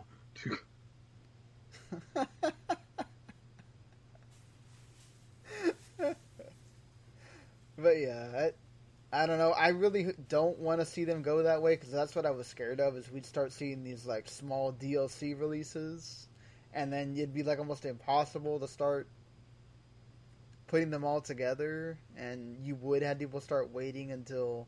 Well, I'm just gonna wait till the whole thing comes. So, yeah. But you two have been playing. I played literally the first 5 minutes. I want to say the first 5 or 10 minutes where you get in the truck and you just drive to the watchtower. That's pretty much all I did. Did you get stuck in the mud within those 5 minutes? Yes, I got stuck in the freaking mud, and I had to figure out how to do the all-wheel drive, which wasn't very clear. And finally, when I figured it out, I was like, okay, this is much easier to drive. But then even then, it's still dry. It's way harder to. I mean, I get it. They want this to be sort of realistic, and it definitely feels more like you're playing a Forza game or whatever. I was trying to ask Mark the same question the other day, and maybe you, as somebody who drives a car, I do not drive, so I do not have first-hand experience. But I'm really curious. Do your cars also randomly swerve left and right as you're going down the street? If your car is not aligned very well, or it can, right? Like if you take your finger off the steering wheel and you don't have good alignment, it can definitely. Also, but me and Sean aren't driving beat up old trucks, that are on crumbly roads or mud. I'm just absolutely appalled by the road. I will say that trucks are rougher to drive, but and yes, I have driven off road in a Jeep, which is much easier to deal with than say a pickup truck. But it's definitely bumpy, and I will say that, like, it definitely does feel authentic to drive through that, but it's like, to drive on the frickin', once you get to the road part, and it feels like I moved the thing a little bit too much to the right, and it went way too much to the right, that's where it's like, that's a little bit too much, you know what I'm saying? Like, That's you don't how have I'm to make feeling. it that difficult to drive. Wait till you hit Alaska. Yeah. I don't know. I'm just disappointed in Michigan. I wish, So am I. yeah, I wish that you guys took better care of your roads. It's absolutely appalling road conditions. See, Everywhere, even in the city, every corner is some sort of a sinkhole. yeah, there was. I mean, you say that, but there was a pothole on the road I frequently travel on, underneath a bridge. That, like, if you hit it, it would have blown your tire. It was like that deep. I was like, Oh yeah, no, we have terrible potholes here as well. I had a call today. I forgot where it is actually, but somebody called. I had a call I took today of somebody driving into a shopping center, and their car hit a pothole, and it took off. It flattened their tire and bent their rim. I was like, Yeah. wow, that's terrible. yep. All right, so maybe it's realistic. Mark definitely assures me that it's realistic. So yeah, it's a work simulator. You know, you do menial I mean, things in difficult conditions. the thing is like, most car driving isn't realistic. So I think this game, like, you know, the fact that you're weaving all over the road, like, in old, like, busted ass cars, is realistic. I mean, when you're learning to drive, it definitely feels like you're learning to drive when you first start, right? Like, you have to adjust to it. Yeah. And I mean, Also, I think your problem, Jens, is also you're just accelerating constantly. You never want to brake or do. Well, it's just such a painfully slow game that I never want to take my foot off the gas because I want to try and make it go faster. That is the opposite way you should be playing. Also, the first game in this series, Mud Runner, is on Game Pass as well. If somebody wants to try it out. Well, the first one was actually a game called Spin Tires, but like they had some like weird licensing issues, so then they made some developer made Mud Runner, and then they made Snow Runner. Like, if you want to, like, as much as you're complaining about this game, try playing Spin Tires sometime. Like, that is like way more fucked up. Wait, have I been complaining? I'm just stating facts here. Not even complaining. Stay facts. I like how all the the two games that are from this year that they have played co-op, Jens hates them and Mark loves them. This is a totally objective description of the game. The question is really just whether you're into that sort of thing or not. Like, Mark seems to think that it's extremely relaxing. I think Mark should just, you know the old trope when your parents used to tell you, Death Stranding. So. Yeah. This is the bizarre thing. Game, only with a word story. And Mark keeps telling me about, like, oh, SnowRunner feels so much better. Oh, it feels so tactile in a way that Death Stranding didn't. And I'm just, what are you talking about? Like, Death Stranding felt way more immediate with the way that your momentum affects you and, based on the load that you're carrying on your back. Randomly fall down the mountain, or, like, the character starts leaning to the left because he's a drunken asshole. Dude, the amount of my car randomly leaning to the left in this game, like, if I had a cent for every time it happened, the game would already have paid for itself. Because, like, that's how mud works. You get stuck in it. Every 10 feet. Yeah. No, again, as I said, if you're into this sort of thing, and I'm not. By all means. That's the thing. You keep saying if you're into it. Like, I didn't play Mud Runner. I barely played Spin Tires. Well, like, I booted that game up for like 5 minutes. I'm like, nope. Yeah, but you like, like dirt games. Yeah, those are racing games. Yeah. This isn't a racing game. I'm like, well, it's not supposed to be. I like how Jens plays it, but. But, like, doesn't Dirt have some, like, real car physics as well? And Forza as well? And see, the thing you're fighting against is the terrain.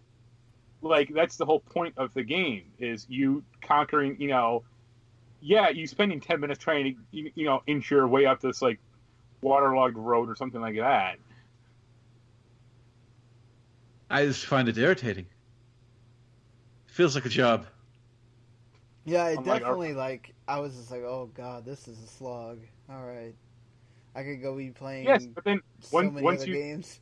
once you complete the road, or once you remove the damaged power lines, it's hey, that's an actual sense of accomplishment that won't get washed away with some bullshit time rain. Well, at least Death Stranding will let you make the environment more friendly over time. That's kind of the point of that. And you have people help you with that. Well, I mean, SnowRunner will do that too. You just have to buy a new truck, or customize your truck to do better. Buy new tires or buy new, a better winch, like I did.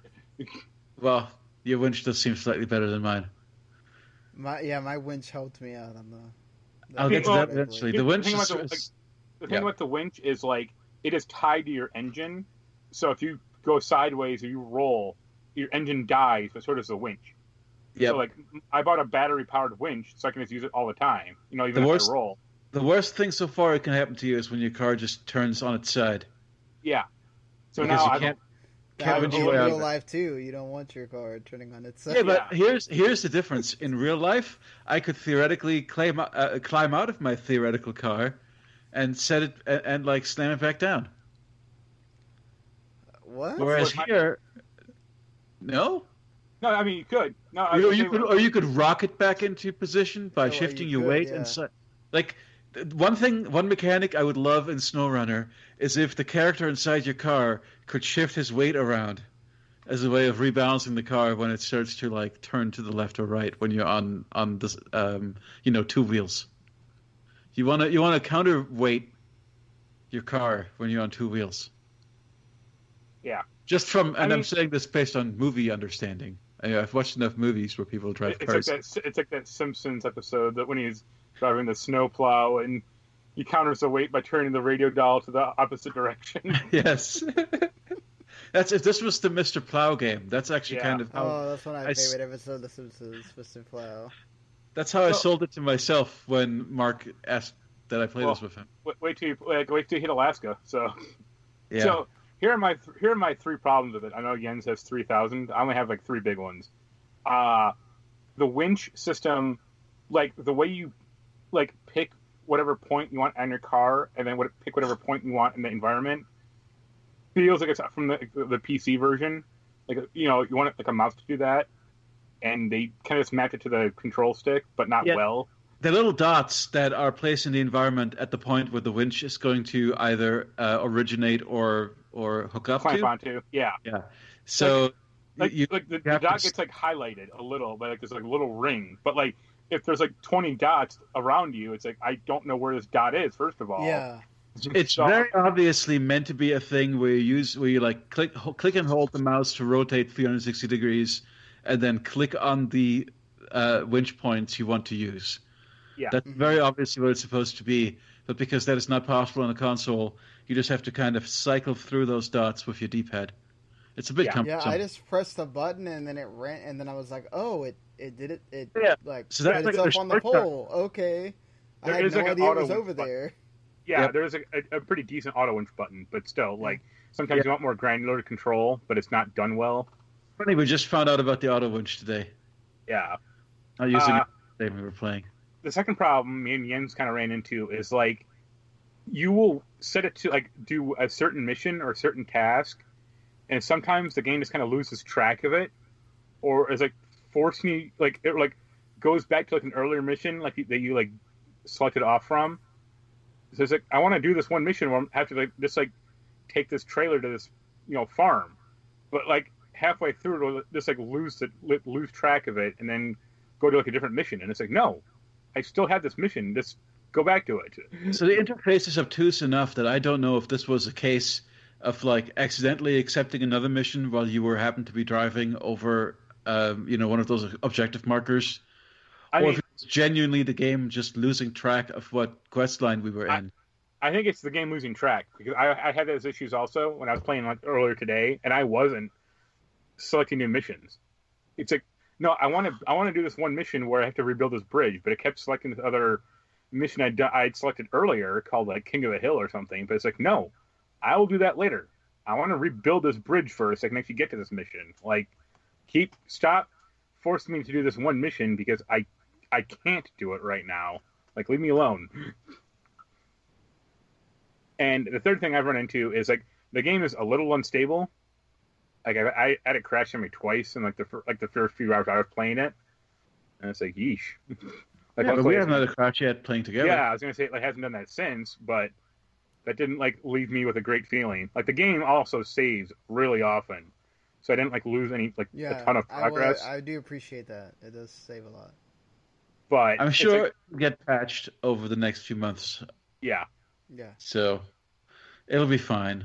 And I would say all three of us are playing on PS4. So. Right. Yep. You should join us for a 3-for session where we split the work.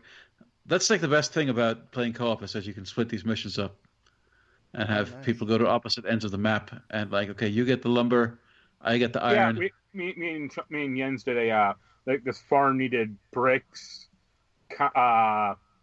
lumber, and I think like concrete or metal rods. So Jens got the metal rods and lumber because they were close together, and I got the bricks, and yeah, it was fun. Yeah, and you can also be efficient that way in dealing with the navigation towers. So like we wanted to clear up a bunch of the map, open up those dark areas. So we each like split up like, okay, I'll take the towers on this side of the map. You'll take the towers on that side of the map. You can also, you have to select it as an option, but you can also winch yourself to other players, which is really useful. Yeah, it's extremely useful when you get stuck in. I wanted to do that earlier because Mark was really stuck, though he did overcome that situation. I watched some of Mark's gameplay earlier. And I really wanted to jump in and just like, hey, just let me come in with my truck and I'll pull you out. Which he joined me in my game that way, but I guess he was set up private. No, it's like the game takes. I think it takes your like if you have any extra trucks, you can take them into the other player's world. But I can't it doesn't duplicate your trucks per se. So if you tried to hop into my world, it would just let you play as the two trucks that you already have. That'd be fine. I mean, I just wanted to come get you. Yeah. But the game would, I don't know, you were in the wrong mode or something. Yeah. Some of the getting into the online, we've only done it once now, and it was a little confusing the first time. So I don't know, maybe we'll get used to it. Yeah.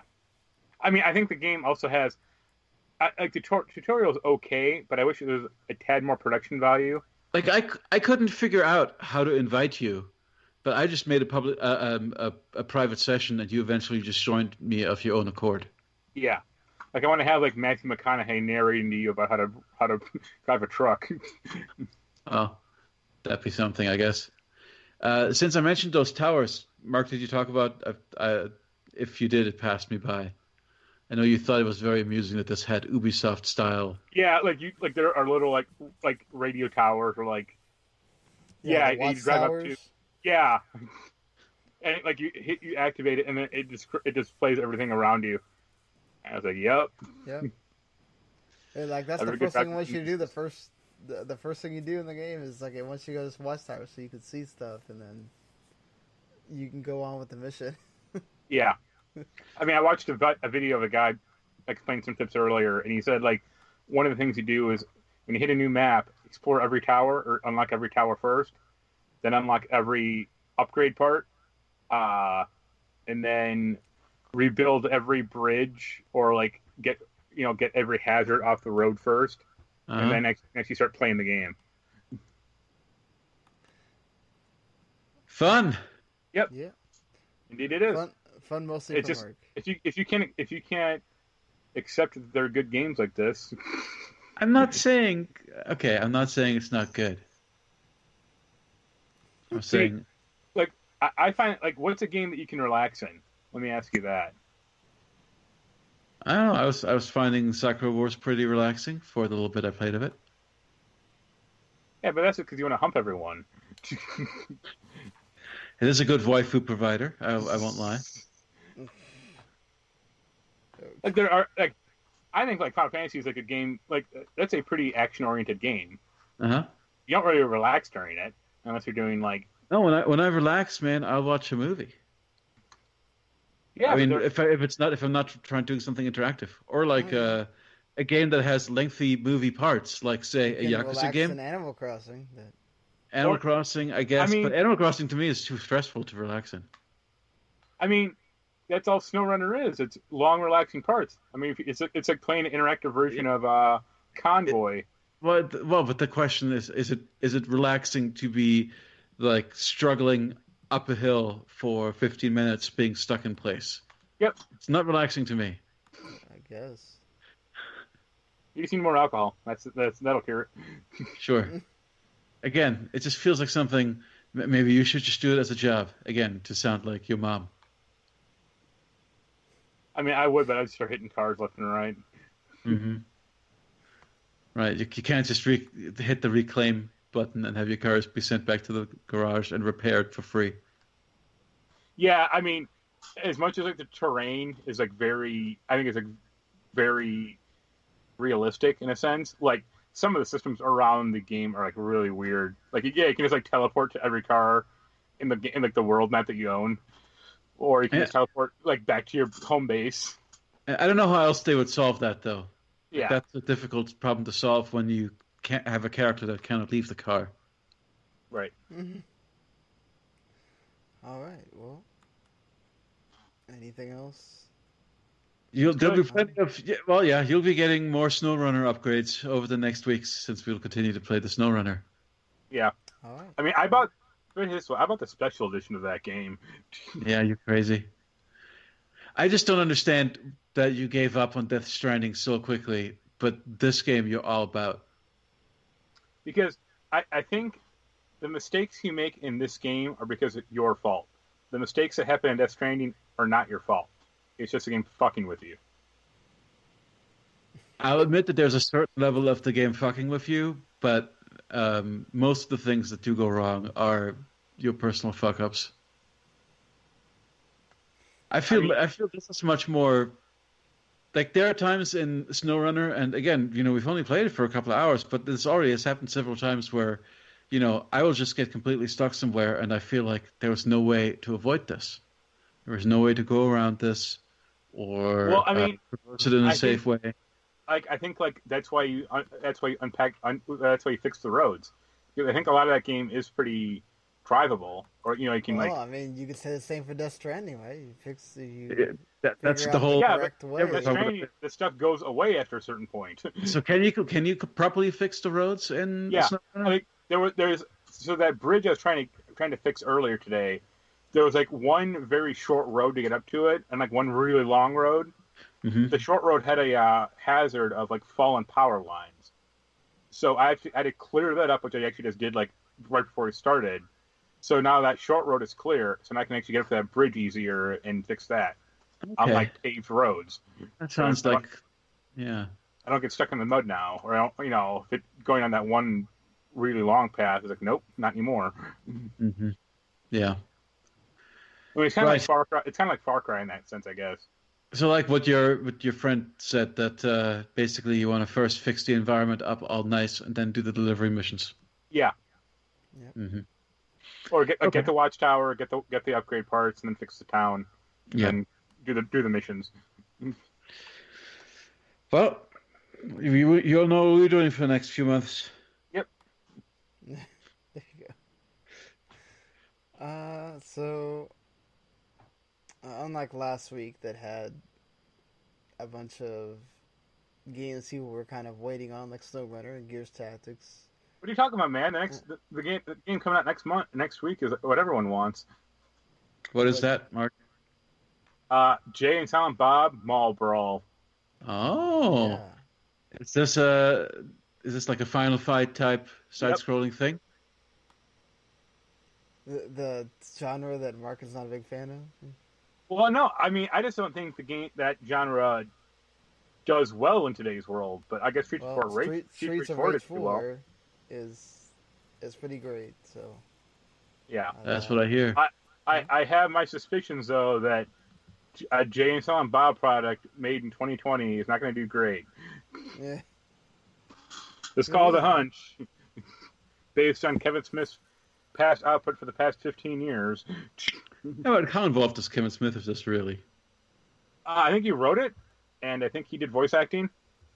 Okay. Well, I mean, you do want him as a voice actor, obviously. So, And the company that made it might be his, or at least they have the worst name ever because they're called Interabang Entertainment. I'm just glad. How would you pull off? How would you pull off Silent Bob without Kevin Smith voice acting? It's impossible. You could. He could be silent. That's the joke. I mean, he'll just be like doing grunting, or Anyway, Forza These are the Street same guys also who made- comes. Forza Street also comes to your phone. So if you don't get Forza on a console, you can now have Forza on your phone, and it'll probably still race better than, or play better driving wise than SnowRunner. And you got Arcade Spirits, which just came out today, along with Gun Crazy, and yeah, I mean, we're not talking about just the bangers here or anything, but Void Bastards finally comes to Switch and PS4. That's actually a pretty good game. People should try out. It's still on Xbox Game Pass as well if you have not played it yet. And a game that I remember playing a long time ago on Steam, I guess has some kind of sequel or different. It feels like an Octopath Traveler type version. Celestian Tales: Realms Beyond, which is an RPG that now is like you play as 6 different characters in different times. So that's cool and all.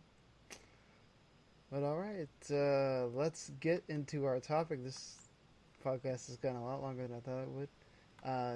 Our best Assassin's Creed games, which I don't know how much I'm going to participate in, but Mark, this is one of your big.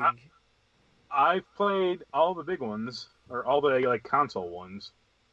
I've not played any the I did play Liberation, I think, when it came to console, but I didn't play on PSP. Did you play the PS3 release of that? No, I mean it came to PS4 and came to PC It's been and on stuff. PS Plus, I think, once. Yeah, it's called Liberation HD or something. Yeah. And it's on PS4 now. It's part of Assassin's Creed 3. Yeah. So I played them all, except the only one I haven't played is Assassin's Creed 1. Which, I mean, it's not the best one. No, I did not. I mean, I tried to go back to play it after I played AC2, and I was like, I got an hour, and I'm like, nope. I mean, so what do you think, Mark? What would be your top 5 Assassin's Creed games? I would say, assuming Odyssey and Origins are not in that. I mean, Odyssey might be. That probably might be number 5. It's okay.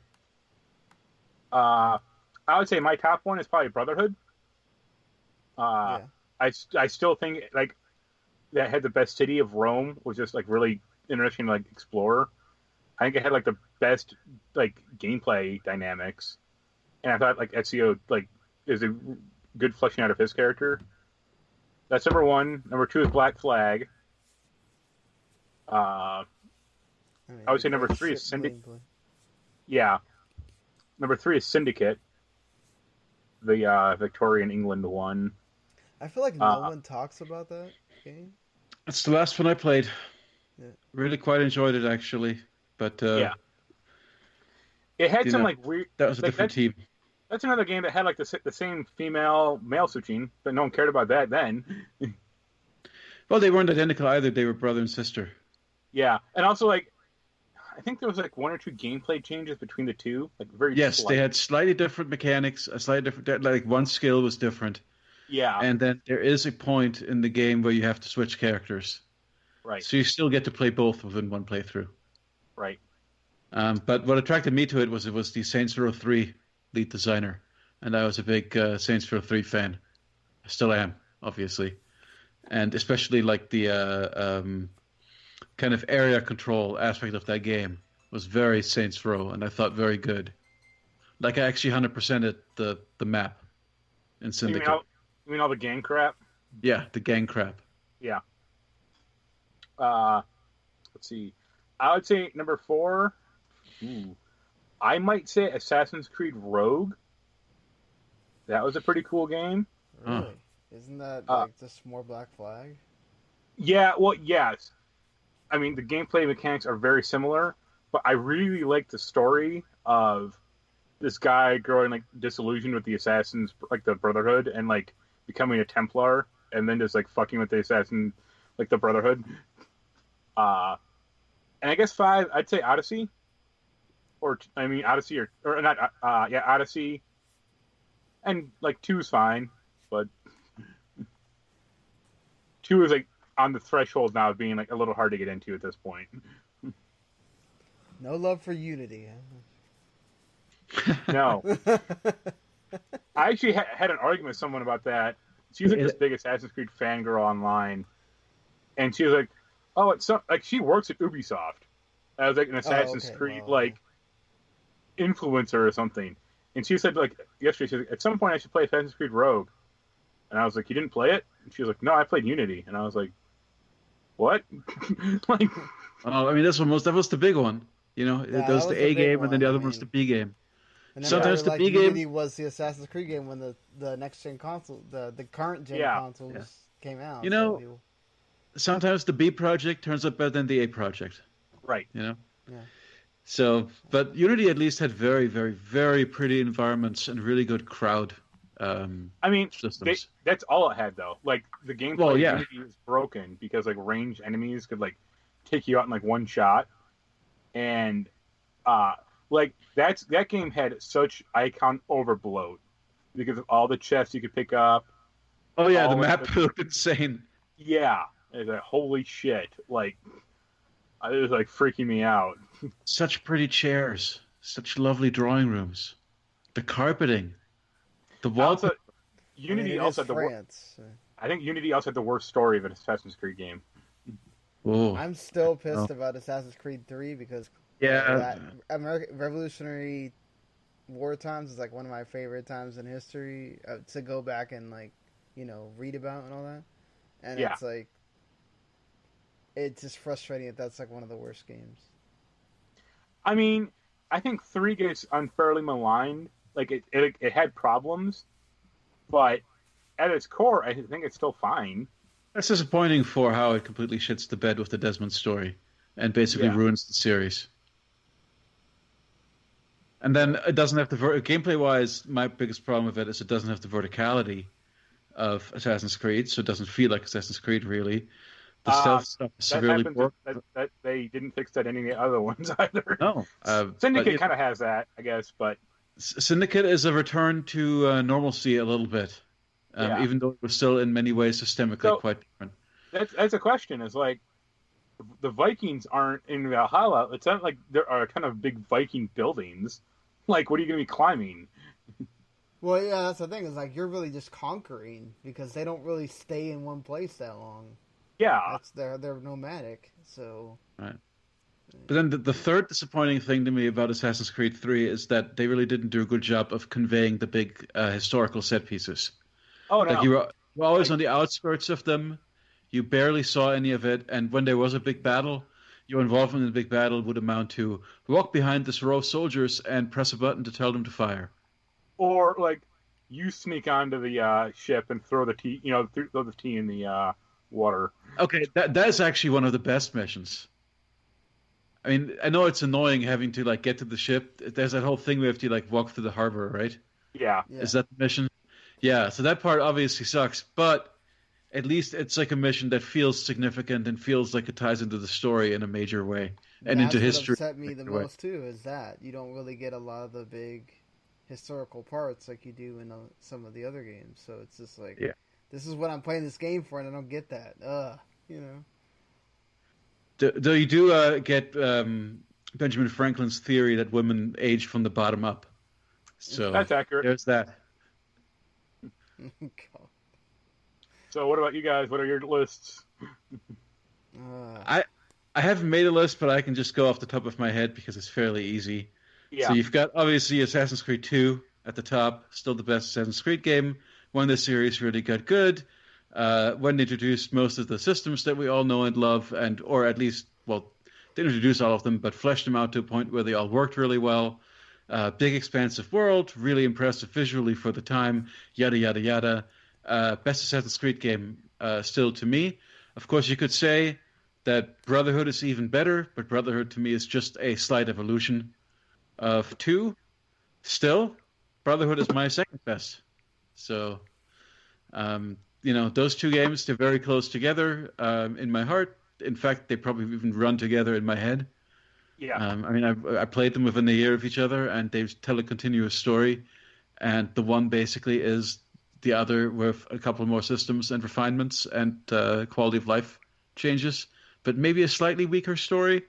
But, they're very close together in quality. I still think I like 2 best. But those are my top 2. And then after that, it becomes wishy-washy, where I might say Black Flag at number 3 and Syndicate at number 4. That's fine. Yeah. And then number 5, probably the original Assassin's Creed, even though it was a big disappointment to me at the time. But yeah, I'm finding it hard to think of other Assassin's Creed games that I would want to put on this list. I definitely don't want to put 3 into any top 5. Haven't played Odyssey or the one that came before Odyssey. Origins. Thank you. Yeah. So, I did play Liberation, but Liberation, again, is not anywhere near this thing. And Liberation was impressive as a Vita game. I played it on the Vita. Right. See, I played it on the console, and it just played like an Assassin's Creed game, only you have like different dresses. Yeah. I know the Vita version is very different though. The console version, they basically modernized it, or they made it basically play like Assassin's Creed 3. Yeah, the Vita version has its issues. I also just don't like the mission design very much, but it's incredibly impressive from a technical standpoint and the fact that they were able to do it. Well, incredibly impressive, maybe overstating it. But, at the time I was like, this is very neat. More so than I think with Uncharted, which just felt like, the budget, TV version of Uncharted.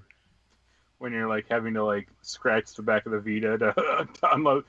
But it's like once you get to the later Columbus, once you get to the 80s Columbo episodes, and you're going to be like, this show is a shell of its former self. Just like Doctor Who. Well, Doctor Who is not that it's a shell of its former self, it's that it's totally different than its former self. Used to be good, now it's bad. I agree. It's a little different. I think whether you think it's good or bad depends on your perspective. Yeah, on your predilections. But I'll admit that I did not like when they got rid of Murray Gold, because Murray Gold to me was the heart and soul of the show. How well? Sean? Well, I've said it a bunch of times. Yeah. My number 1 is Black Flag. It's the one that I spent the most time in.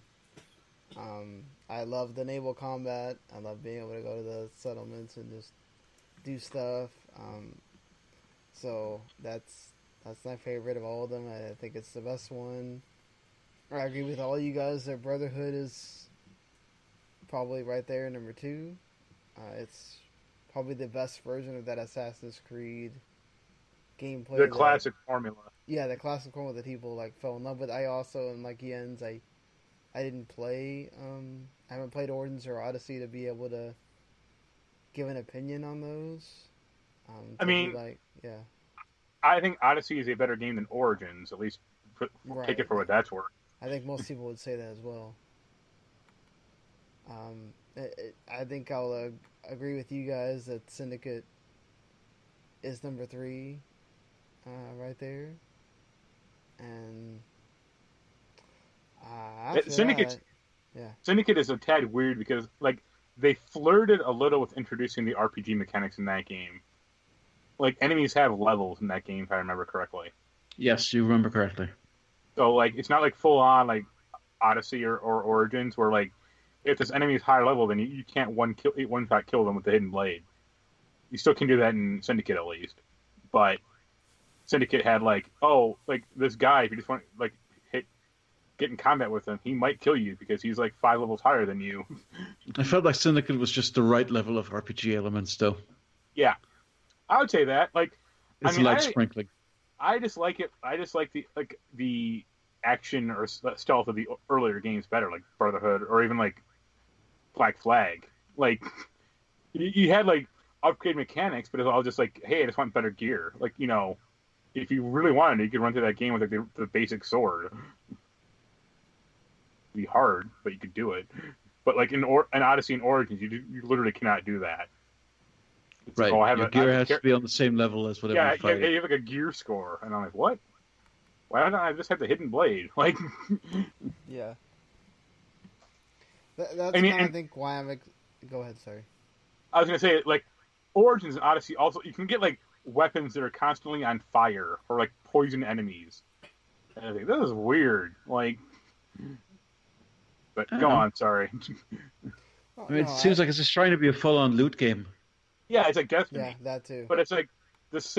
I don't want that. I could play those games. I don't want that in this game. Sure. After that, I'm kind of like Jens. I don't have a particular like strong feeling. I feel like I want to put. I have played some of Liberations and I did enjoy it. I'm like Mark though. I played the console version. Yeah. That had a Vita. So I'll put that in number 5, and I think just for the time that I enjoyed going back and playing Assassin's Creed 2, I'll put that in number 4, and there you go. There's my list. Yeah. No, none of us put Assassin's Creed Chronicles down. No, didn't play it. Oh, those things? Yeah. I like them for what they are, but they're not. Again, it's just like they're not Assassin's Creed. They're just Right. They're 2D platformers. Yeah. You know, if anything you've heard about me in this year, I enjoy my 2D platformer, but it's not an Assassin's Creed game. You're just in a cloak, platforming. Cool. But yeah, that's what are your top Assassin's Creed games? You can let us know. W2network@gmail.com, or hit us up on Twitter at HumanityPlague, at Aperture Silence, at W2Sean, at W2Network for the whole thing. Check out that W2Net.com. Mark's Animal Crossing New Horizons review should be live by the time you're listening to this. And yeah, I think that's about it. I gotta get my reviews going. I'm way behind what I have to be writing, but yeah. We need to get at least one 3-player game together in SnowRunner. Well, we'll see how that goes. But yeah, till the next time, which is Tuesday morning, we'll see you then. Bye, everybody. Later.